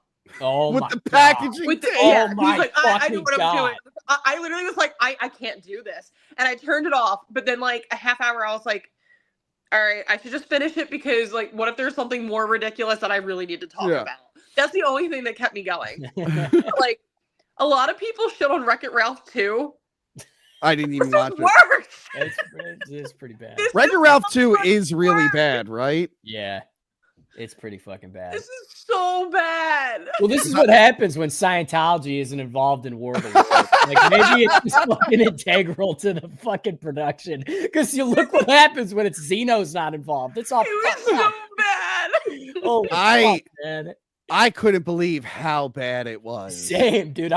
We've watched some bad movies, but this has to be like top of the. And like every actor was like, we got them in between. Like that girl's are like, oh, Tulsa King is in between seasons. We can get her for a day. Yeah, exactly. Eva Longoria. And they still phoned it in. They were just whatever. The alien tripods again look like video game assets. Yeah. Like they don't look like they're actually there. The aliens are little robot bugs. And guess what, guys? They eat data or data. Data. They do say both, by the way, in the movie. They do. Yeah. They eat the data, and they're going after all the government computers because the government secretly had something from one of their ships to spy on everyone. And we're supposed to think that's bad, but the main character has been using he spies on everybody. What are you talking about? Ice Cube, like, we're fucked if Ice Cube's a real person. Because it's like, oh, the world's going to shit. He's ignoring calls from his boss because he's checking on his kids. I'm like, motherfucker, oh my God, what the fuck? But don't worry, his son's an elite hacker. I saw that coming a mile the fuck away, by the way. What's it called? So one of the few things from the books that made it into this, remember the red vine? They worked it into the Tom Cruise one. Yeah, the aliens are making Tom Cruise one. Yeah. Well, this one, the tentacles shoot out into data servers and they look like red vines. And I'm like, oh, that's kind of from the book, I guess. And the fact that they're tripods. By the way, really pissed me off that the tripod head could come off and fly. Because I went, that's so much more practical than the tripod thing. What's the point of the legs? Yeah, seriously. Like, it had legs in the original because it was H.G. Wells. It was 1800. He didn't know anything about space travel. He's like, oh, I guess they have like 3 legs. That'd be kind of cool. And everyone's just paying tribute to that since then. But then they show that it could just deattach and fly. I'm like, there's no point for the legs then. Awful. I was shocked that such a big platform put out such a shitty movie. I really shouldn't be shocked so soon after watching Happy Gilmore 2 on Netflix. I really should expect more from it, or expect less. But yeah, this was astonishingly bad.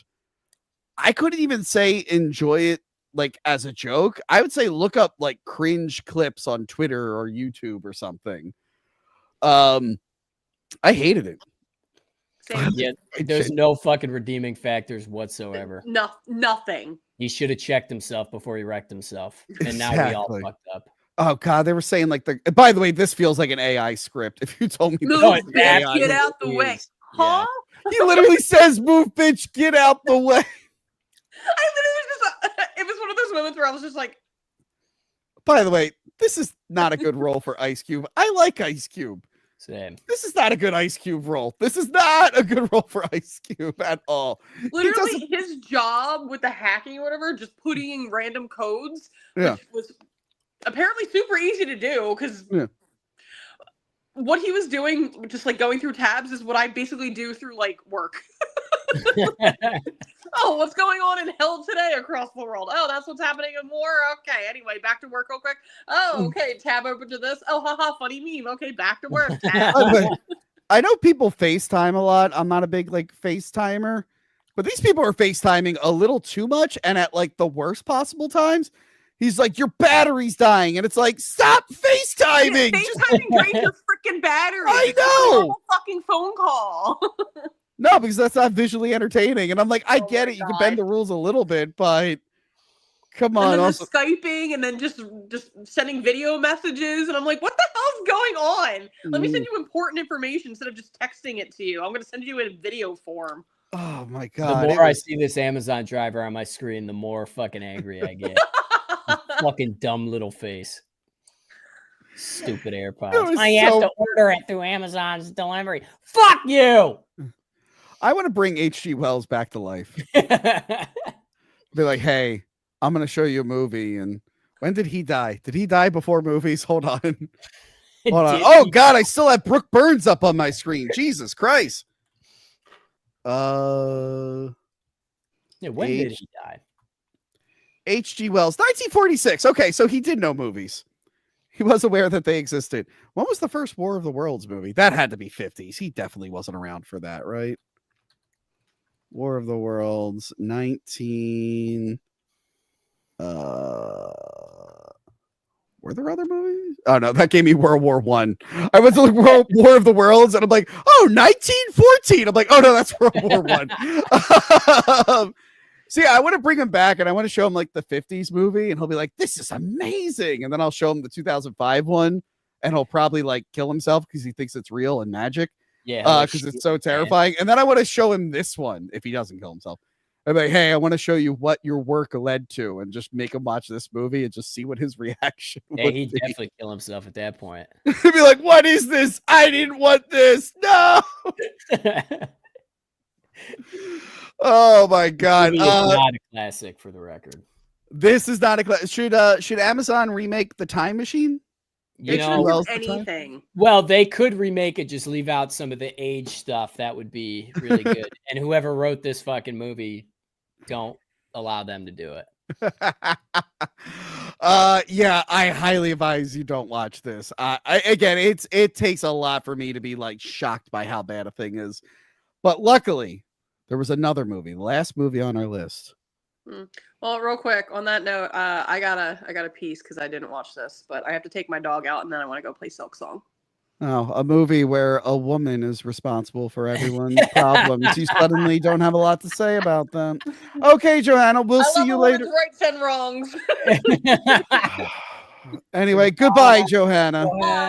See you later. Joey, they do 75% of the work and they demand equal pay. You know, Tony, it's unbelievable. You know, she's like the WNBA to our NBA. That's all I'm saying. Next up is Weapons, baby. Fuck. Yeah, dude. Directed by Zach Kreger, and it's still weird to say that. Yep. Because he was the whitest kids you know guy. He wrote a bunch of those skits, acted in it. I fucking love Zach Kreger. He's probably the most successful of those guys. Unfortunately, Trevor Moore died. But even then, I think Zach Kreger had more mainstream success, although Trevor Moore did really well. Yeah, he's back for Weapons. He did Barbarian. How did you feel about Barbarian? Barbarian was really another incredible movie along the lines of Hereditary. It was kind of one of those like benchmark movies that I'll like always remember the first time I watched it.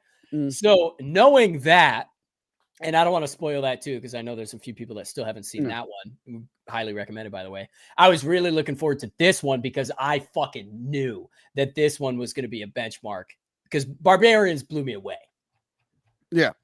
I liked Barbarian. I'm like in a weird middle ground on Barbarian where I liked it. I thought it was interesting. I wasn't like blown away by it. Like all the twists and the back and forth with the plot lines and the different characters, I would just be like, all right. Oh, that was cool. Yeah, it's fair. That's what it was leading up to. That's interesting. That's cool. But yeah, I know Adam hated it. Yeah. And I know some people loved it. I was just kind of on the fence. I heard a lot of great things about Weapons. My friend Pessy was just, he like DM'd me and he's like, go see Weapons. And I'm like, I can't right now. I gotta wait. But I did see Weapons. Me and Lauren went to see it, and I think you can tell by this video that I actually liked it. Let's Man, Weapons was really good. That was awesome. All right, I'll see you later. Watch out now. Take What the fuck are you doing? I'm doing the weapon speed where everyone runs. Are we from like 4 weeks ago? Are we still doing that? That's still funny, right? It's still funny. I'm gonna keep doing it.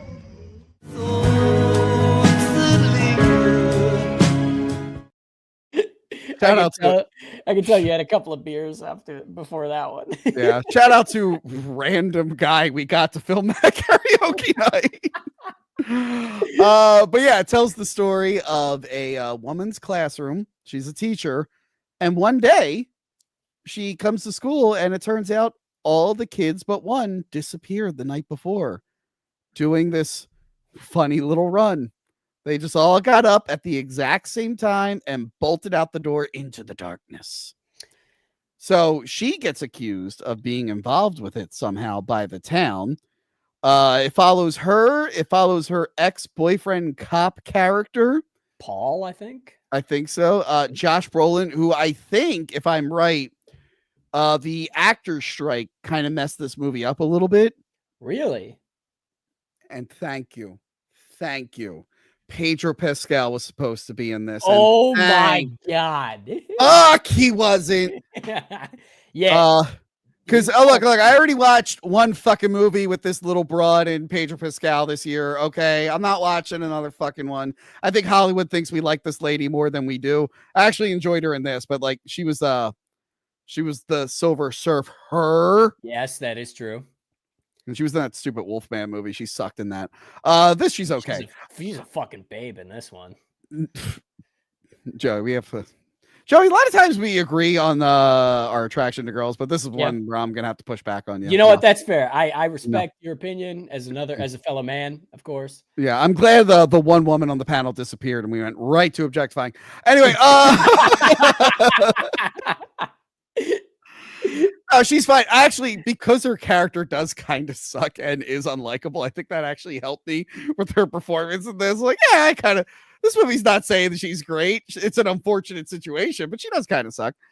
Josh Brolin, who's the father of one of the kids, they're all trying to figure out why the kids disappeared. They're looking for clues, and the closer they get to finding out the truth, the more crazy stuff happens.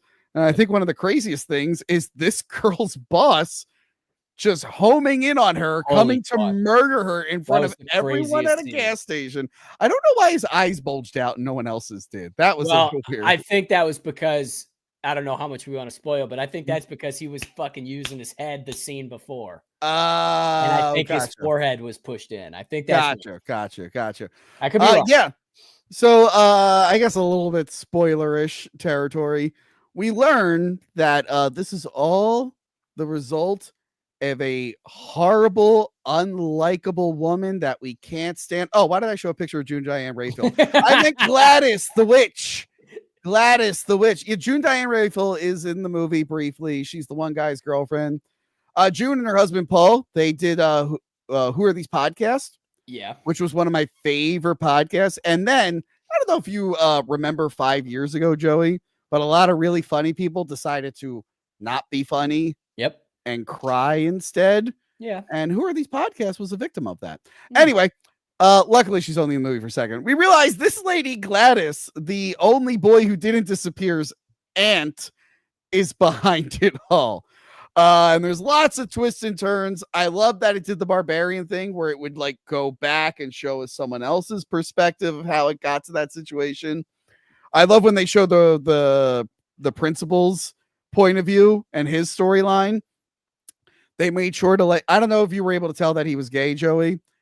I love that they showed his boyfriend pick up 2 things of cereal like this, and I'm like, okay, Yeah, that's them telling us that he's gay. I'm like, wow, that was really on the nose. Well, I saw the tray full of hot dogs, and I was like, yo, that's my breakfast. What the fuck? Is this? What the fuck is going on here, man? Come on now. I really liked it. There were actually some genuinely creepy moments, but because Zach Krager is also a comedy guy, some very comedic moments. How did you feel overall? Was this a win for you? Holy fuck, was it? This movie was like I said before, it was an experience. Yes. Like, it felt like it didn't feel like I was just watching a movie. It felt like I was experiencing a story, which I don't feel too often. And the shifting perspectives was so fascinating. Yeah. I watched it twice. And the second time I watched it on a non-IMAX screen. Yeah. I didn't watch it in we watched it in that like Dolby laser screen. Yeah. So on the non-IMAX screen, it was a way different experience because on the IMAX screen, you could actually see the movie. It's a dark movie.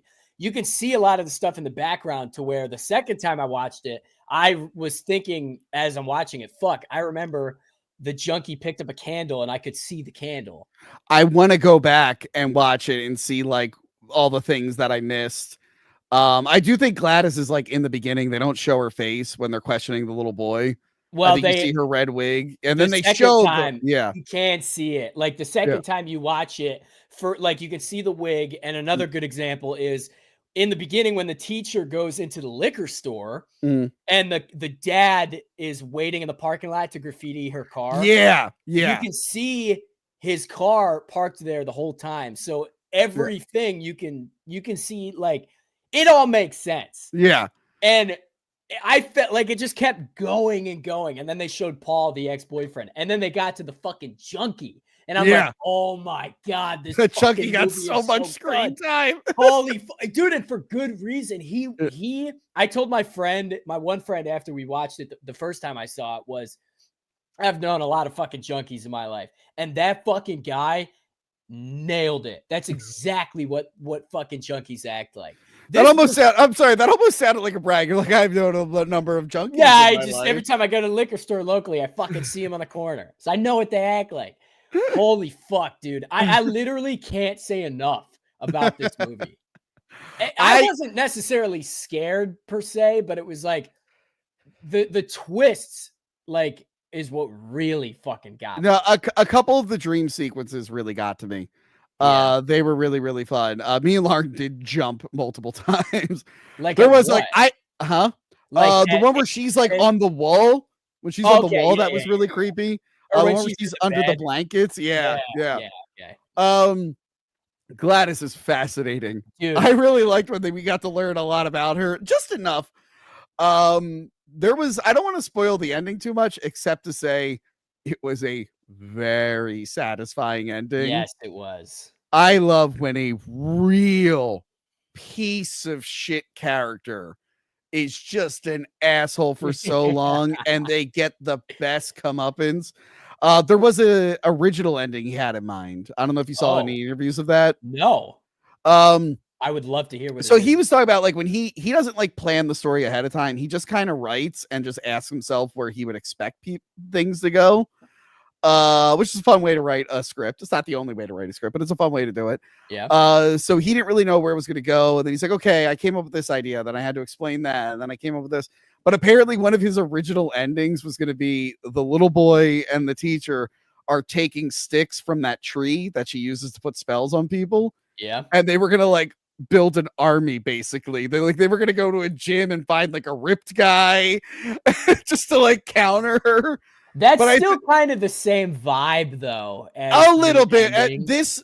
this worked better. What they Yeah, landed on definitely. was a lot, because then you got to feel bad. It's like, what if those people die? They need to have Yeah, a voice, you yeah, know? that's true. For no reason. This was a little bit more satisfying. I loved the ending. Yeah, really, really good time. This is a really great horror movie with comedic elements. It's not Yeah. I wouldn't call it a horror comedy. But like a I think you guys thriller. really enjoy it. If you didn't like, if you were on the fence with Barbarian or didn't like it, don't let that sway you from watching this, because you will be missing out. But yeah, great film. And Joey, sorry. I let me take this red-headed demon that we all hate off screen, because it's probably scaring you. Yeah. Who's here in the chat? Oh God, it's Gladys. Oh no, it's Crystal. Sorry. Hello, Crystal. How are you? I'm sick, but hi. Hi. Hi. How you is feel the about weapons? sports game? Or What? Okay. Hi. How did the Eagles do? Right now we're in halftime. We're up by 1 point. Our defense right now is shitting the bed because oh God. It was just really sad. so the ball went though, right? Oh, I'm sorry. That's right. I'm talking to the manliest men here. Yeah. Yes. Ball went and scored. Okay, that's Um, good. My team that I like So your ball. scored more balls. Yes. Okay, cool. Okay. Yes. Cool. Yeah. So Crystal, the one thing I want to ask you is Yeah. Primitive War. What did you think? Did you like the dinosaur? No, weapons. What did you think about weapons? I fucking loved it. Like, you texted me the day before I went to go see, I think it was the day before. I was like, Yeah. you're just like, holy shit. And I was like, okay, going in. I was like, all right. Oh, I think I have. And then afterwards, I was like, what the Hold on. fuck? Oh, God. Sorry. had- Sorry. 1 second. Hold on. I got distracted by another text message. Where is your text? Hold on. What? Oh yeah, I texted you. Holy shit, weapons was great. You went, I still need to see it. Next day, I just bought tickets, seeing it tonight, and then just one long dude. Yeah. So how did you feel about like the story going back and forth? Were you able to like figure out what was going on, or? I didn't hate it. I knew exactly what was happening. Someone told me going into it, they're like, yeah, I heard it was like, it's like an anthology and get different Not really. Nah. And I was like, and they said that they don't like that type of movie, but they also didn't see it. And then I went in knowing that, and I was like, I love this. I love it because it shows us more of the movie than we would have gotten. Yeah. It shows us, it really does show a full awesome movie to every extent. How did you feel about Gladys? Will this set back ginger representation? She looked like fucking Ronald McDonald, so no. What do you mean? She had orange hair. It's orange. That's like not orange red. I don't have that. That was exactly like you. What are you talking about? Thank you. I appreciate that. You're not wearing lipstick right now or your glasses. I'm but wearing if you no did, makeup at all whatsoever. Which is well, why remember everyone. What? I said, which is why I'm in the dark. Oh, well, remember people thought you looked like the Evil Dead lady and you cosplayed as her. Would you be cosplaying as Gladys? Sure. Yes, I will. I'll do it. But the thing is, like, do I use my natural hair? Do I have to like tease it up? It looks the same. Get that cut. Just get that cut. Oh yeah, Cut I'm your gonna hair. permanently cut my hair like that and have like a weird bowl cut front. Hold on. Totally. Hold on. I'm gonna. You know, we did. How? Crystal. Yeah. Hold on. I'm trying to mute myself. How much money to get you to cosplay is this? What should I set the goal? Oh god damn. Wait, do I get the money? What? No. What do you think? What No. should the goal be? No. Just Oh, well, then $1. fuck you. Then fuck you. So you get the money and I have to dress like that? No. It's Okay. cosmetic. Did you see Barbarian? Yes. I didn't like it. Okay, but you ended up really liking it. Did you know I going did. in it was the same guy? I don't know if I told you that. I Okay. did. It says it on the poster. And I think Okay. it said it in the beginning of the movie, or I don't know. I saw a couple times. So even if you didn't like Barbarian, this did win you over. The whole movie won you over. 1,000%. 1,000%. I didn't watch Adam's review, but I think he said he actually liked this, even though he hated What? Barbarian. Yeah. Wow. But apparently the ending didn't do it for him. But he released the video when I hadn't seen it, so I wanted to wait to watch his thing. Yeah. It was an interesting ending where they're all like chasing her. No, I didn't want to we spoil didn't get it too that far? much. No, I just didn't want to spoil it too much because I really want people to see this one. Oh, I mean, I'll say there's definitely some comedy in it. Mhm. There's definitely moments where I laughed out loud. Mhm. I guess I should have also realized that going to Barbarian, because there was Barbarian to me felt like there was almost like more, it was like almost a little forced comedy, like it was trying too hard to also be kind of funny. This one actually nailed it. Yeah. To where there was actually serious moments, there was scary moments, there was definitely a lot of jump scares, but also some comedic that felt very natural. Yeah. The ending was a little forced. It got a little old. I loved it. I loved it. Fucking perfect for me. Yeah. I thought maybe if they took out one. Did you hear me? I'll say one of the runs, if they took it out, it would have been great. Did you hear me? Did you tune in when I was talking about what the original ending was going to be? I haven't tuned in. I tuned in for 30 seconds beginning, and I'm very sad I missed Johanna. That's okay. Zach Greger, just a quick recap. He said that one of his original endings was that the kid and the teacher were going to steal twigs from the tree and find like jack dudes at a gym and real tough guys to mind control them to counter the witch. Yes. That would have sucked. No, I mean, I would have liked that, but the ending that actually happened was perfect. It was great. Oh my god, especially oh my god, I want to talk about the ending so bad now. Now that I can't, now I want to talk about more. It was cool. And I think the very, very, very ending, I wasn't expecting that. It was not a happy ending. It's kind of like a bittersweet ending, isn't it? Yeah. Also, I don't even know if it was bitter. It was just bitter. I feel like the good guys would have went to jail because there's no way they could logically explain anything that they I was thinking about that towards the end. That's what they said in the very, very beginning of the movie, is that they covered it up. The entire town, the very beginning, they said, you will never know anything about this because the cops, which I actually like that they explained that before, saying you'll never know anything because the town was so embarrassed that they had to cover it all up. They covered it up like the town, and I Know What You Did Last Summer. Exactly. Not a class. We got lucky. They actually took it from that. It was actually the town next door. When it comes to horror, I think we got lucky this time because we had to deal with I Know What You Did Last Summer last time, and now we had Clown in the Cornfield and Weapons. Do you guys say that like I said, I didn't listen to you guys. Do you like Clown in the Cornfield? Yeah, we thought it was okay. Yeah. Just okay, right? Oh, we didn't think it was the greatest thing ever, but we enjoyed it. Yeah, it was fun. Yeah, that's what I thought. I saw a lot of people hating on it hardcore. Yeah, it's kind of hard to hate on. But I think it was I went in with the lowest of lowest expectations. So it came out. I mean, as soon as she said these adults in this town are weird or acting weird, you automatically knew what was going to fucking happen. Yeah. Yep. They spoiled it right in the beginning. But the thing is, I thought it was fun. Okay.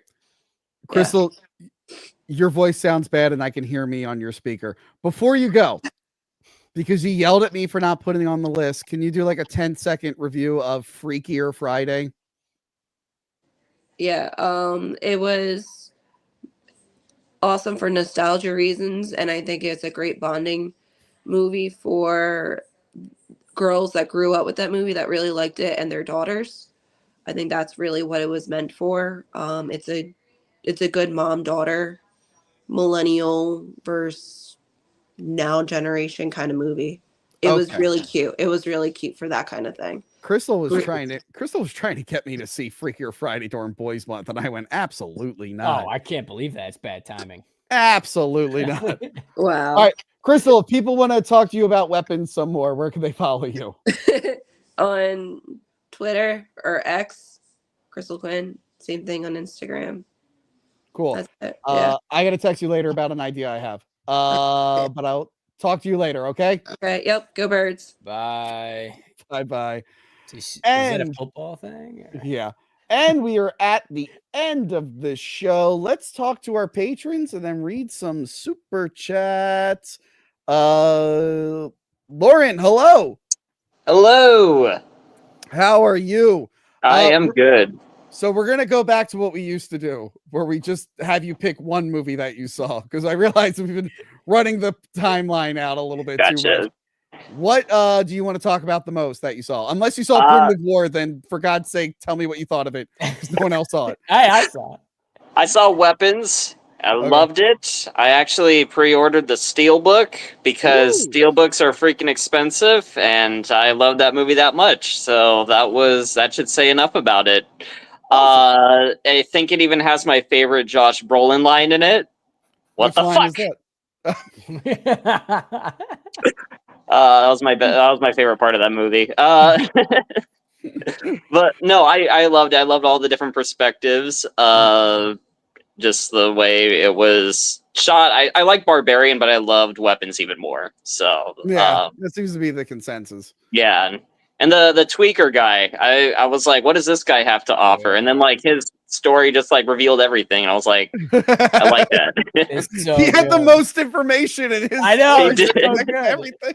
I didn't need to know any of it, and I fucking loved every second. But I'm glad you liked Weapons. I guess real quick, what else did you see? Well, I also watched King of the Hill because I'm a big fan. That's one of those shows that I've watched my entire life. So again, I was waiting for that reboot to happen for years, it was a and win it for actually you? delivered. So I liked it. Nice. Well, thank you for coming on, Lauren. Thank you. Thank you for being a $10 patron. Look at that, $10 patron. You get to be on the show. Were you in my exclusive live stream the other night, the Superman fan film fiesta? No, I missed that. Sorry. Watch the replay. I'll watch it. Yeah. We did a Superman fan film fiesta. We watched a bunch of Superman fan films. The first two were accidentally the gayest thing ever. I didn't screen them ahead of time, but there's one where it's like an Eastern European guy in a dominatrix sort of outfit. I'm like, wait, what? Yeah. And then we watched the racist Superman movie, and we tried to find out how it was racist. It turns out it's not at all. It was like a whole Twitter mob sort of thing. So yeah, it was actually a very fun live stream. I want to do more of those fan film fiestas, and I hope you tune into them. Did you get your mug yet? No. What's that for? 9 months or something? Or what month are you up to? 4, I think. Oh, so you got the sticker. I'm almost there. You're almost at the mini poster. All right. Well, I hope you enjoy it. All right. Thank you for stopping by. Thank you. All right, and we have Corbin here. Hello. Hey, how's it going? Do I sound better today than I did the last time? You sound a lot better. I'm going to ask which one you like the most, but I'm assuming it was King of the Hill by your subtitle there. Yeah, absolutely. Man, I cannot believe how well it delivered.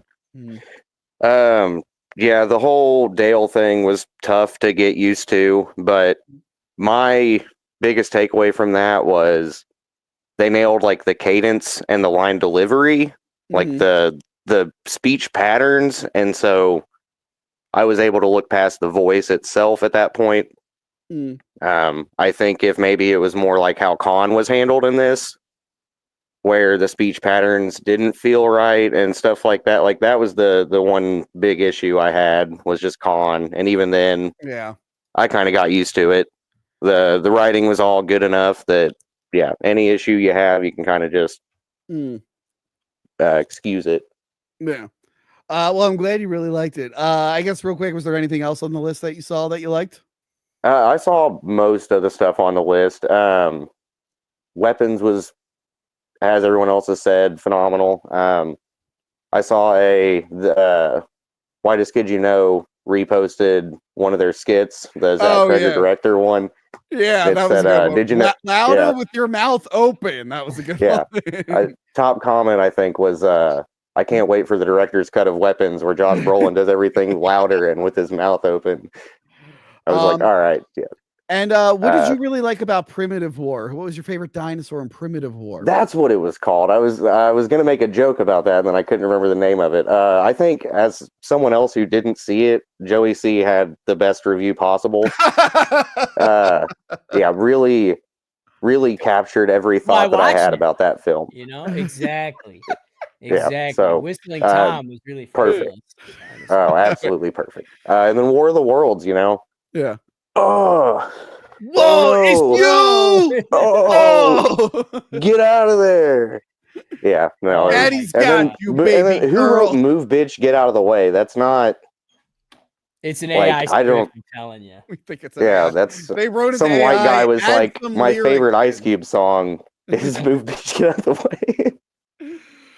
All right. Well, thank you for being a $10 patron, and thank you for giving your input on those. We're gonna have next up Lucha Steve and Hello, Tony. How are you? Hello, Joey C. How are you? Hello, Lucha Steve. How are hello you? Hank Henshaw and Spawn. So apologies. It is very hot. Oh. So I had to take off my shirt. I couldn't put on the mask.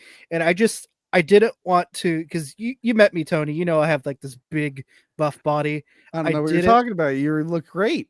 Yeah, I didn't want to take the attention away from you guys. So True, that's smart. That's smart. but well, look, I my friend Dick lost his YouTube channel over shirtless men, so let's all play it safe. Why don't we? What did you what was your favorite thing on the list? weapons. Yeah. What did you like about weapons? I know I have to be quick, but That's okay. So this is, it's the third Zack Cregger movie, but I didn't watch his first movie because I heard it's awful. What was the first one? Wait. Miss March. Oh, I love Miss March. Okay, I yeah. actually love Miss March. I know even they don't even really like Miss March, but I really enjoy that movie. But Zack Cregger's 2 for 2 for me so far. I loved Barbarian. It was one of my favorite movies of that year. And then Weapons, I think it's either my second or it's either 28 years later, or Weapons are my number 2 spot right now. Oh, that's a tough, because I really did love 28 Years Later. That's a tough one. But with Weapons, I really love the mystery, because I love just little small town mystery movies. It's one of the reasons why I became such a quick Twin Peaks fan, was just man, I like the vibe of the small town and all the fucked up people in there. Did you like The Run? Oh, yeah, the Run was hilarious. I never watched the show, but Naruto, I think it's called. Yeah, everyone thought I was doing the Naruto run when they weren't aware of the weapons thing. By the way, shout out to me for having all the characters in the weapons run. But I like too that it had I've never heard a George Harrison song before, so that's my favorite George Harrison song. Fair, that's fair. But the intro was great, and just it had a fantastic atmosphere. I thought all the actors did a really good job. I have to point out one actor, because I've always really liked him, and he's gotten a bad rap because he was in a not so great Star Wars movie. But Alden Ehrenreich, I thought, was really good at this. Oh yeah, the cop. Yeah, no, I actually like him. I've seen him in other stuff, and he was everything I've seen him in, I really like, and it just sucks that it's the guy from the bad Solo movie, and it's but he's not even that bad in that movie either. Yeah, he's no Harrison Ford, but it had 3 technically very different director visions. Yeah, being mashed together. It was never going to be great. So I really like. I know you guys aren't doing spoilers, but I really like how you think he's this kind of nice guy, and then as the movie progresses, you're oh my god, this guy's a piece of shit. Everyone was kind of shitty in the movie. They were all kind of shitty. Oh, also I forgot to mention, if you do like Barbarian, there's a Justin Long cameo. Oh, and his wife is the director's actual wife, Sarah Paxton, who was in the Last House on the Left remake that I reviewed a few years back. Well, the principal wasn't as much of an asshole, though. No, he's like the one good, He was and then okay. he has like one of the most horrible things happen to him. I know That that's is true. funny. The nicest guy there is the Yep. one who got it like the worst. Nice guys finished last. I always like Benedict Wong when he pops up in things. It's funny because when I call him Wong, people are like, "Oh yeah, his character from Marvel," and it's like that's his actual last name though. It's gotta but be racist. The Justin Long thing was hilarious to me because I didn't notice it at first, but the audience did. I was like, "What is the audience like chuckling at?" And then I'm like, "Oh shit, Justin Long! That's awesome." Yeah. I like how he's a horror guy now. Yeah. It he like, was Jeepers Creepers. That's what's funny about it is like people know him from Jeepers. If it's not Dodgeball or like the Mac commercials, it's probably Jeepers Creepers. So it's funny that like he kind of took a break from horror until like Drag Me to Hell. Oh Those are yeah, the only Drag Me two to I Hell can think too. of though. But Those are like the only two. He's like been primarily in horror for like the last like 7 or so years. So it's cool that he's kind of has that reputation now of like, oh yeah, he's that asshole from that one horror movie. Real quick, what was your least favorite thing on the list? Well, so I only saw 3 things, so I can't judge everything. Primitive War? Did you see Primitive War? I did not see Primitive War. I almost did, and then I found out that yesterday was the last day I could see it. Fuck. That's how I felt with Primitive War. That was my Primitive War experience, where I'm like, I only have 2 days left to see this movie. So there's a new Jackie Chan movie that came out, and because I missed Primitive War, it's like, okay, I have to see that Jackie Chan movie tomorrow because the same thing's gonna happen if I don't see it. But I saw Clown in the Cornfield, which I thought was very okay, and then I saw War of the Worlds and Shock of Shocks. That was my least favorite thing. That's probably my least favorite movie of the year, to be honest. I don't know if it's gonna be beat.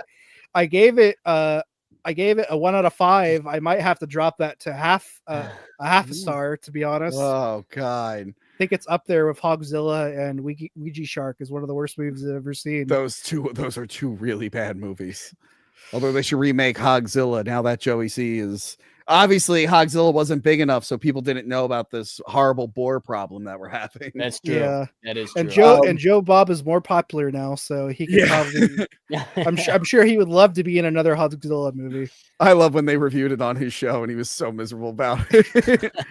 What do you got to plug? I know you always have stuff going on. I'm kind of behind on things right now, but I hate to announce this because it's probably going to not happen just because of how bad I've been these past couple of months. But screw it. For the month of October, I'm planning a Stephen King month where I'm going to review 2 good Stephen King movies and 2 bad Stephen King movies. That new one apparently is doing really well, or it's getting good reviews. I had an opportunity to see it early, but I'm filming both nights they're shooting it, the Long Walk.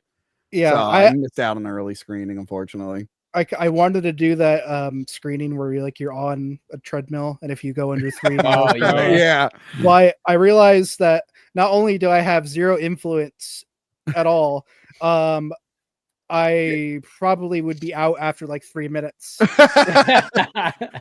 Yeah, because they were like 3 miles per hour, and I'm like, that's gonna be, even for me, I'd be like, yeah, let me put this down a little. I just want to have a casual stroll while watching. It's funny, I guess in the book it was 4 miles per hour. So okay, they made it more realistic, I guess. Yeah. All right. Well, thank you for joining again. Thank you for being a patron. We appreciate you. And I appreciate you guys. Hopefully and Johanna. Hopefully it gets cooler over there. All right, I'll talk to you later. I hope so. Bye, Lucha Steve. And I think that's it from everyone. Oh wait, we have just let me see Renan here. And what the hello, Renan. Hello! I'm much more furry. I'm not totally shaved. This is one of my more natural furry states. Hello, Tony. Hello, Joey C. How's it going? Yeah. Hello. I had to stole you. This is the opposite of last time. Really? You see what happens, Joey? Joey, you beat him at Boy of the Week, and now he's a dog fox thing. What the fuck? I'm Jinx the Lynx. See the ears and the Jinx the Lynx? Oh, you're a lynx. Oh, I can see it. I can see the fur on the ear. So, and then the cheek thingy. So, Renan / Jinx the Lynx. I'm sorry. It's for me. It's always funny seeing a furry not at a convention, like a gaming convention. Like there's a furry. Whenever you just see like a random furry, like on a stream, like oh, it's actually really funny.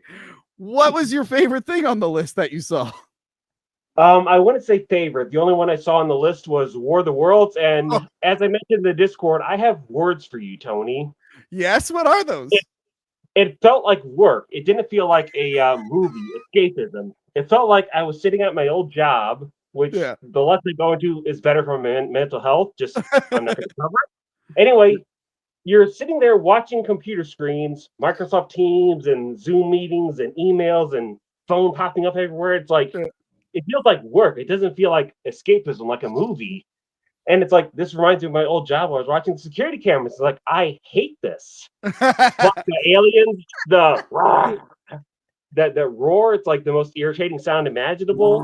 And I think they got that from the Spielberg one. I don't know if that's from the books or anything, but I have a theory that you know how your phones listen to you and you mention dog food and it chooses you ad for dog food.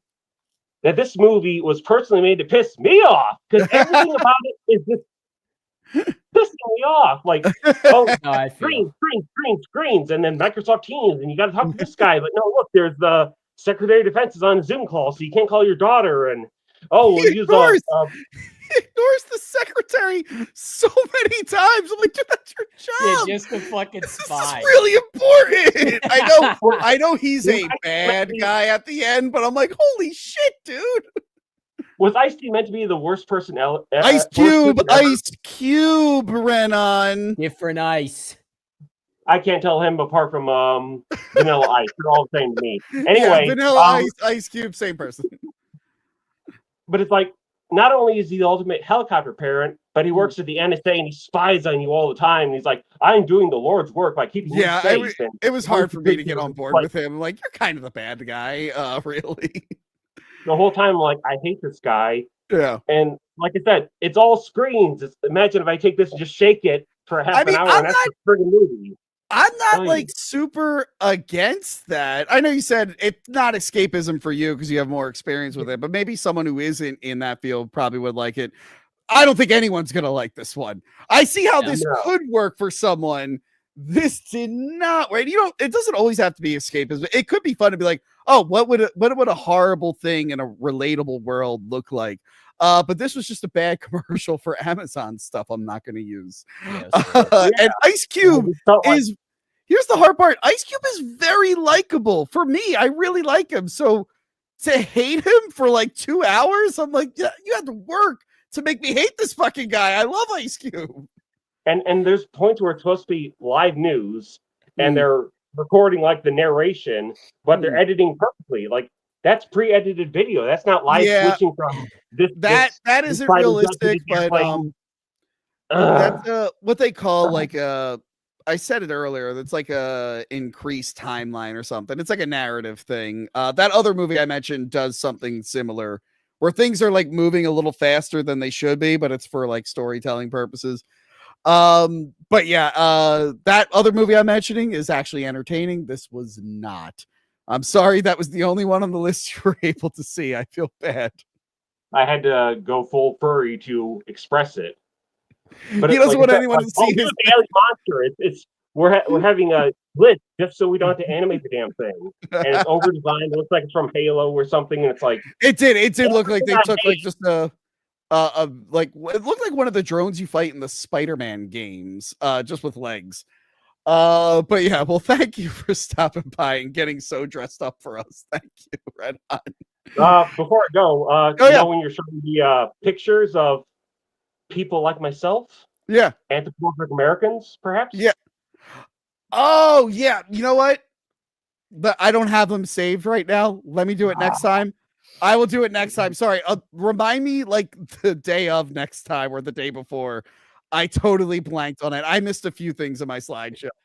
But yeah, Joey, you wait for a few minutes, and Tony, you go to the Discord. I'm in costume. I will do it next time. I promise I will do it next time. But yeah, I will do that. And don't worry, if Mint yells at you, tell her to yell at me. I will take Mint's yelling. It'll be fine. But yeah, we will show you all the Discord for sodas he made for us. Yeah. We will. But yes, thank you for stopping by, Renan. Thank you for being a patron. We appreciate you. Joey C, before we get through the rest of these super chats, what do you got going on? Well, Tony, sorry, my femboy brain got like confused because there was a furry in the chat.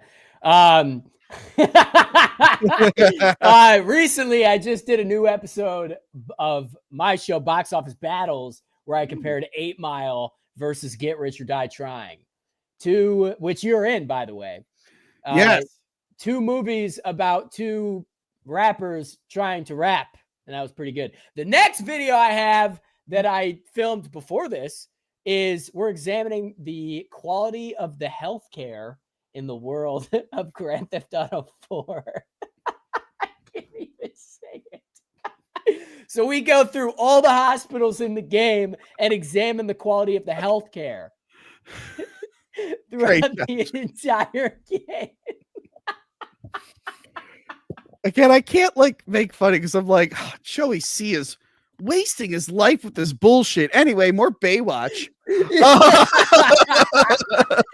Yeah, it's so true. Listen, ambulance response time, hospital capacity, location, spread, use of modern technology. It's a natural thing for healthcare. I'm just doing the Lord's work here. In case you ever go to Liberty City, I got to make sure you're taken care of. Of course. All right. Well, that's very good. I was in the premiere of your 8 Mile versus Get Rich or Die Trying, and I said, wow, there's a lot of black people in these movies. I can't wait to see Manny Musket's cameo. That is true. Well, he was busy that day. He was watching Primitive War. Oh, he was. That's weird. He didn't bring it up. That's weird. Well, that's what he was saying to me. So that's why he wasn't in it per se. Speaking of Manny Muskets, real quick.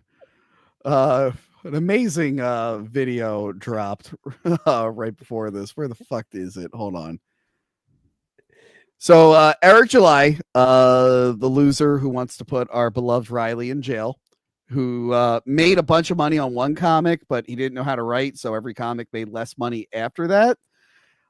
He stopped being a YouTuber because he sucks, and he gets like a girl version of him to promote all his stuff now. It's real. I don't know why they're paying this girl. It's a waste of money. But she put out a video today, which I think we're gonna watch. So Vanessa Gothics, how to talk to your black friend. Oh my god, I just saw this on my feed. And of course there's Riley going, I prefer to just use slurs. Me and Manny, I don't know if we're gonna do this main channel or Patreon. I think me and Manny are gonna watch this video together and see if we can learn anything. I think you have to. Yeah, I absolutely think you have to. I feel like we can all learn some things. Experience for us, right? Yeah, that's right. That is right. What the fuck? Meta PC partner. I'd be like, come on, man, don't put our names on that video. Anyway, Lucha Steve, who was just here. Tony, when are we reviewing Dark City? I'm joking. Everyone wants a Dark City review. And I love Dark City. I got to find a good time to do it. The Flail. I dibbled all over my love porgs. You what? He dibbled all over his love porgs. Darren Reutstein, great episode. Here's $5 for the UHF reference. P.S. Review Cemetery Man. I will do Cemetery Man at some point in the future, but good news, I shot a UHF review for Patreon yesterday. Hopefully out next week. I still have to edit Monday's episode, which I only just started. So that's gonna be fun. Yes, so look out for that. Daniel Fall for $2. Oh, by the way, nothing is shot for September. I just shot Monday's episode yesterday, and I'll be shooting next Monday's episode this coming Monday on a boat. Anyway, Daniel Fall for $2. For my birthday, all I want is a Dark City review.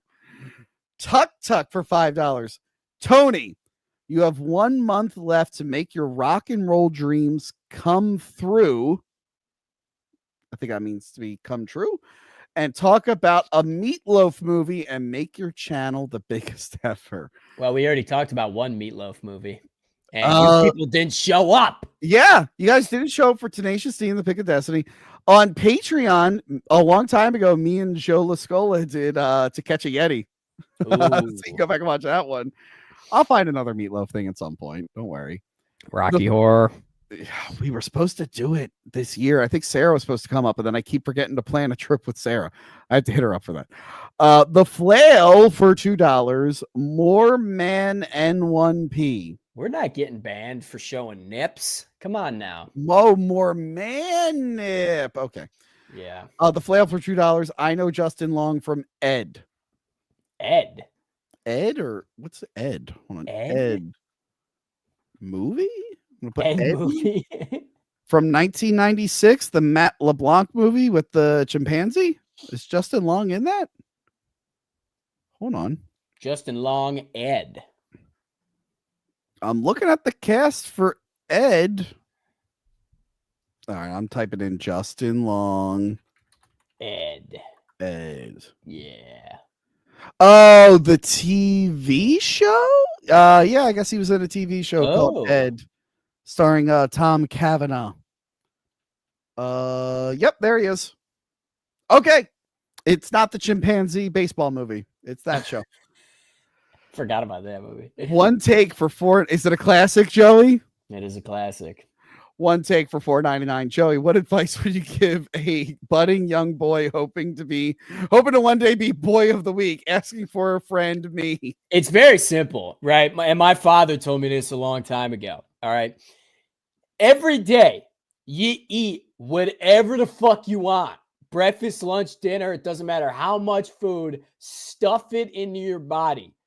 But you have to work out for 2 hours a day. So every day I eat whatever the fuck I want. Breakfast, have 2 Big Macs, lunch, have 7 hot dogs, right, etc. But then every night at 8:30, I'm in that gym until 10:30. So you have to put the work in. So the moral of the story is Big Macs for breakfast. That's it. It's very simple. Why don't you just eat something like also really healthy, but a lot for breakfast, and then do all that other stuff? Well, no, why would I do that when I could just have Big Macs, though? Big Macs taste better.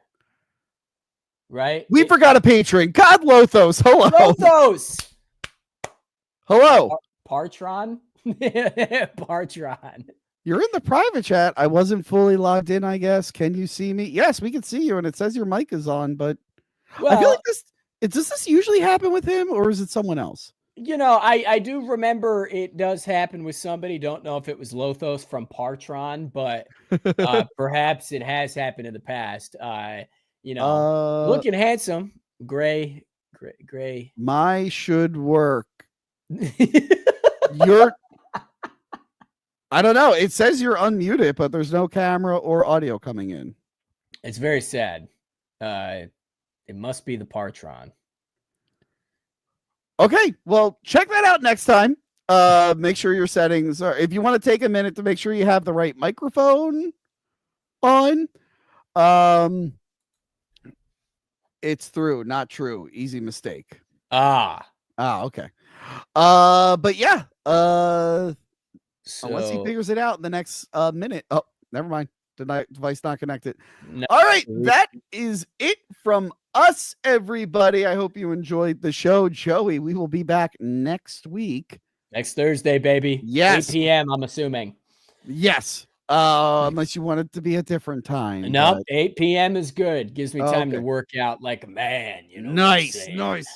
We both worked out before the show. Yeah. Both worked out. I texted you. He's like, Tony, I want to take a nap, but I'm going to work out. And I just got done working out. I was at the park walking, and I'm like, yeah, be a man. We must be men.